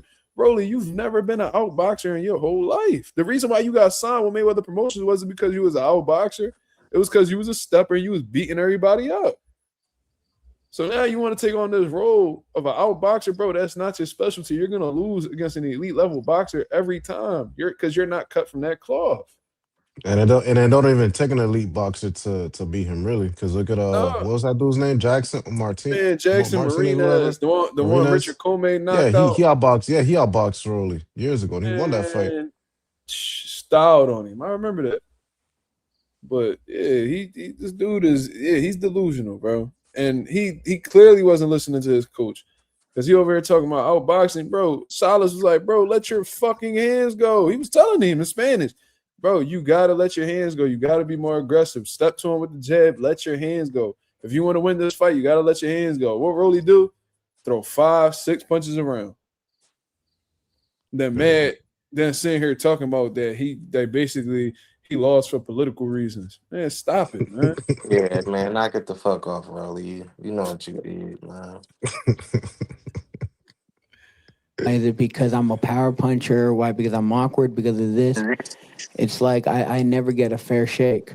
And it's apparent, I clearly outboxed the dude that's supposed to be the best, one of the best boxers. He's an Olympian and all this stuff, I clearly outboxed him. I cut him. I hurt him multiple times.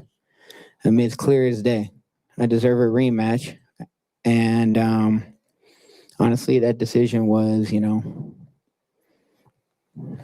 self-explanatory, man. It's not, Thank you, Rolly. Thank you for coming up here, answering questions. I know it didn't go your way, but hoping to see you again soon. Any final words from you? God bless everybody. I thank my Lord and Savior Jesus Christ. I thank my man right here, Louis DeCuba Jr. If it wasn't for him and Al Heyman, I wouldn't be where I'm at today. So I thank them. I thank my team, my father, Ismael Salas, and that's everyone to come out and see me. Thank you. Rolly, thank you so much. Rolando Romero, everybody. Thank you. All right. That's Rolly. That's Rolly for you. Delusional ass nigga. Tay said punch drunk. Damn. That's crazy. It said Sean Terrence said Rolly gotta be acting. Damn. Pro Up Dan said we forget an old man was beating the shit out of Rolly. That's crazy. Raul said, Rolly, come on, bro. Damn. Yeah, y'all cooking Rolly in the chat. Money bed. That's you, right, brother? You typing in the Yeah, chat that too? was me. I was talking to Pro Abdan too. Oh yeah, pro up. I don't know what pro up on. But yeah, man. I basically said everything I needed to say about this fight, bro. Now what's next? I think somebody said what's next for Tio. I mean, he said he on the road to undisputed, so I don't know exactly where that'll take him. I don't know if any unification fights will be available for him right now. You know, Liam Paro out here talking, but Liam Paro got to make his mind up. You feel me? Like he supposedly in negotiations with Devin Haney for a unification fight. Then they say he asked for an extreme amount of money. Then they negotiating again. Then I'm hearing that he's in talks with George Kambosos to fight in Australia, which is a fucking terrible fight. And then you want to go ahead and now you talking about you want some smoke with Tio, bro. Make up your fucking mind, bro. Like you gotta, and I don't understand why like these motherfuckers just do not want to fight Devin Haney, bro. Well, I understand Liam Paro. Liam Paro on that Shakur shit, huh? I mean, bro, the way Richardson Hitchens outclassed him, I can only imagine what Devin Haney would do to him. I think he understand that. He don't really like that style.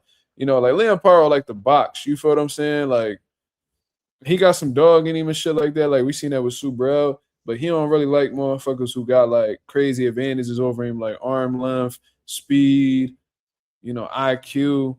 He'll be completely outmatched against Devin Haney, to be honest with you. So he like, that's a tough style. Most likely I ain't gonna beat him. So if I take this fight, I need to be compensated heavily.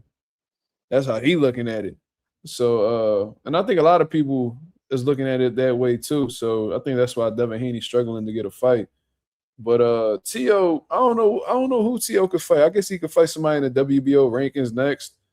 Or he could sit back and wait for the Conor Ben and Ryan Garcia winner. I think that fight's like 3 weeks out. That's probably a unification fight that he could get for real. Because you know Ryan doesn't seem like he want to fight Devin anytime soon. But the thing is, if Conor Ben wins somehow, some way, he said this is going to be his last fight at 47. So most likely that WBC belt will be vacant. Do you think Conor Ben can win that fight? You think he got a chance? I mean, yeah, because you never know what version of Ryan you're gonna get, bro. He inconsistent. Sometimes he on fire, sometimes he on juice. Other times he look like dog shit. So we don't know what version of Ryan we gonna get for real. You don't think this weight cut gonna be a little bit too much for Conor to No, be all right in the fight? To me, it is gonna be a problem, and that's exactly why I think Ryan's gonna knock him out. Because when you seen how to weight, bro, he weighed 149.5 against Regis Prograde and looked like a dead man. Yeah. Right. And there was somebody who did like a study on him, and they said that he had like 6% body fat or something like that. And they was telling him how that was really unhealthy. And they've only had a handful of people who had that low of a body fat percentage. And basically was warning him like, bro, like you're not healthy right now. And I think that he's overtraining because you got to, like I said, and I spoke on this before, but just to give y'all just to reiterate, when he popped dirty, when Conor Ben popped dirty for the eggs and shit like that, right? Supposedly the eggs, chlorophene or whatever the fuck he was on, xylophene something. He was banned from British boxing, so he snuck over to the U.S. and did 2 fights at 54. He fought a Roscoe, who was also a drug cheat. Then he fought Pete Dobson, right? So then he goes to Chris Eubank. He goes to the Chris Eubank fight, does 2 fights at 160. He put on all that muscle. So if you go look at how the way Conor Ben looked at 160, bro, he looked like he ain't even had no fat on him at 160. Conor Ben's a big dude. So now you cutting into that muscle to drop all the way down to 147. You ain't even try to take a fight at 154, none of that. You went right down to a 150 to a 150 catch weight against Regis Prograde, who been washed for years and had not fought outside of, he probably fought at 47 before, but it's primarily a 140-pound fighter who was on his last leg. So when you weigh in 149 and a half and you look the way you do, I can only imagine how much worse you're going to look having to take 2 pounds and some change more off of that. They And say, those, I think yesterday or the day before they did a weigh-in. He was 157. He was looking bad. bro, I'm 157 trying or to tell you. 159, and he was looking bad. Trying to tell you, Crazy. bro. And when no weight cuts get real bad, guess what? That fluid that's in your brain that's supposed to, like, you know, pretty much buffer like that impact of smacking against your skull. That fluid, when you really start cutting weight real bad, you start to lose that fluid in your brain. And guess what? That punch resistance starts to go down the drain. Damn. You know what I'm saying? I'm telling you that's why, like, them UFC fighters, they be getting knocked out so easy and shit. Like, what the fuck happened? Because they get into like extreme weight cuts. It ain't always because of them small ass gloves they have on. Sometimes they get hit with something light and they go out. And it's like, what the fuck? So when you cut into the muscle, you start overtraining. When you start overtraining, you start your body is basically trying to hold on to the weight because it's not comfortable being at that weight, but whole time you're forcing it to burn calories, burn fat, and all of this shit. So now you overtraining, now you're losing that fluid in your brain, and 24 hours is not going to be enough time to replenish your system. You said you used to box? Yeah. So answer me this: why won't they fight at like they natural weight? Do they go down to them weight cuts like that for an advantage or something? Yeah, that's exactly why. Because okay. First of all, that is very rare when a fighter fights at a weight class that they naturally walk around at, right? And I think that people look at it like, I'd be willing to fight at my walk around weight, but I don't want nobody having an advantage over me. So before I let somebody have an advantage over me, I'm gonna have an advantage over somebody else. So they look at it like, all right, I walk around at 175, but I'm not about to fight at 175 because the motherfuckers who fight at 175 walk around 200 plus. Okay. So I'm not about to walk around at 175, take a fight at 175. I weigh in on 175. My opponent's 175.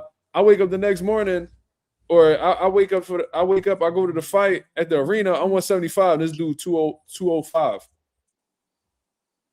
You know what I'm saying? So it's like, damn, like this boy rehydrated 20, 30 pounds. I stood the same, and now I'm fighting a legit heavyweight in the ring when I'm supposed to be a light heavyweight. So I think that people do it because they just don't want to be taken advantage of. Man, I be wondering, like, how is these grown ass men, 30 years old, weighing 135 pounds? My son is 15 and he weigh 140 and 5'7" or something, 5'8". Like, damn, how y'all weigh 125? Like Gary Russell today. Like, you 122, boss? Yeah, 30 that's years crazy. old. Whole time he probably walk around like 147. He just cut down. You know what I'm saying? That's crazy, man. Like I seen 154 dudes walk around like 190, 185, shit like that.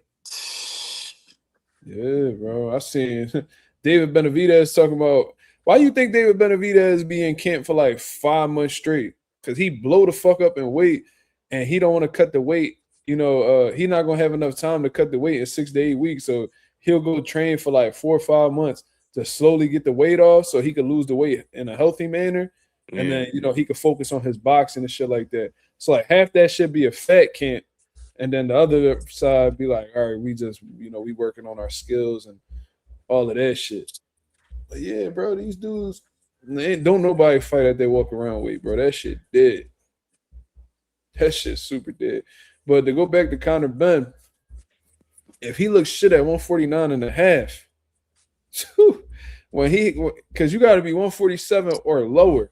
So Conor Ben will probably try to come down. You know, he gonna have to hit 147 on the money. You know what I mean? But I think he gonna miss weight. I think he'll come in like 148, and Ryan gonna still bro, take. even if he fight get to near easy. it, he in trouble, bro.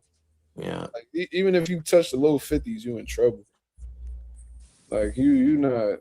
He gonna need like a chemist or something, bro. He gonna need like a real good nutritionist. But once your body outgrow a weight class, a nutritionist ain't doing shit for you, bro. It's a wrap. Yeah, it's just over. Yeah, so I think what's gonna happen is, Conor Ben gonna try to press Ryan or whatever. Ryan gonna load up and hit him with some hot shit. I think he gonna knock Conor Ben out, bro. I really do. I think Me he gonna too. whip one of them Johns up, hit him right on his temple. He gonna do a little dance, and Ryan gonna fire on him. I'm telling you, that shit gonna be early too. I really believe that, bro. I'm gonna put that bet in for sure. I'm about to see what the fuck the odds is on that shit. For an early knockout. Early knockout, like first in 3 or 4. Yeah, I'll probably do something like 3 or 4 too. I don't think it's gonna go too long. They said Earl used to be 180. Yeah, he said that. Earl Spence said that himself. He used to brag about that shit. That shit fucked him over when he fought Bud though. Hitchens versus Haney would be a jab fest. It would. It really would. I wouldn't mind that though. I'm a big fan of it. That's my favorite punch. So hell yeah, I would love to see that. But y'all got any last words for the people, man? No, I'm good, man. I'll let you, man. Yes, sir. I appreciate y'all coming on, man. Y'all was great. Yes, man. All right, for Yes, sure. sir, brother. Yes, sir. Yes, sir. Salute, y'all. Salute, salute, salute.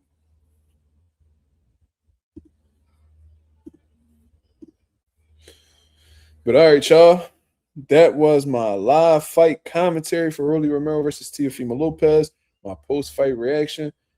And y'all seen the results, man. Big shout out to Moneybags. Big shout out to his name was like RBIE, man. Shout out to y'all for coming through and showing love. Y'all was great guests for the channel. That's very rare nowadays because we always get some weirdos that try to come by and talk boxing, but they was pretty cool. So salute to them.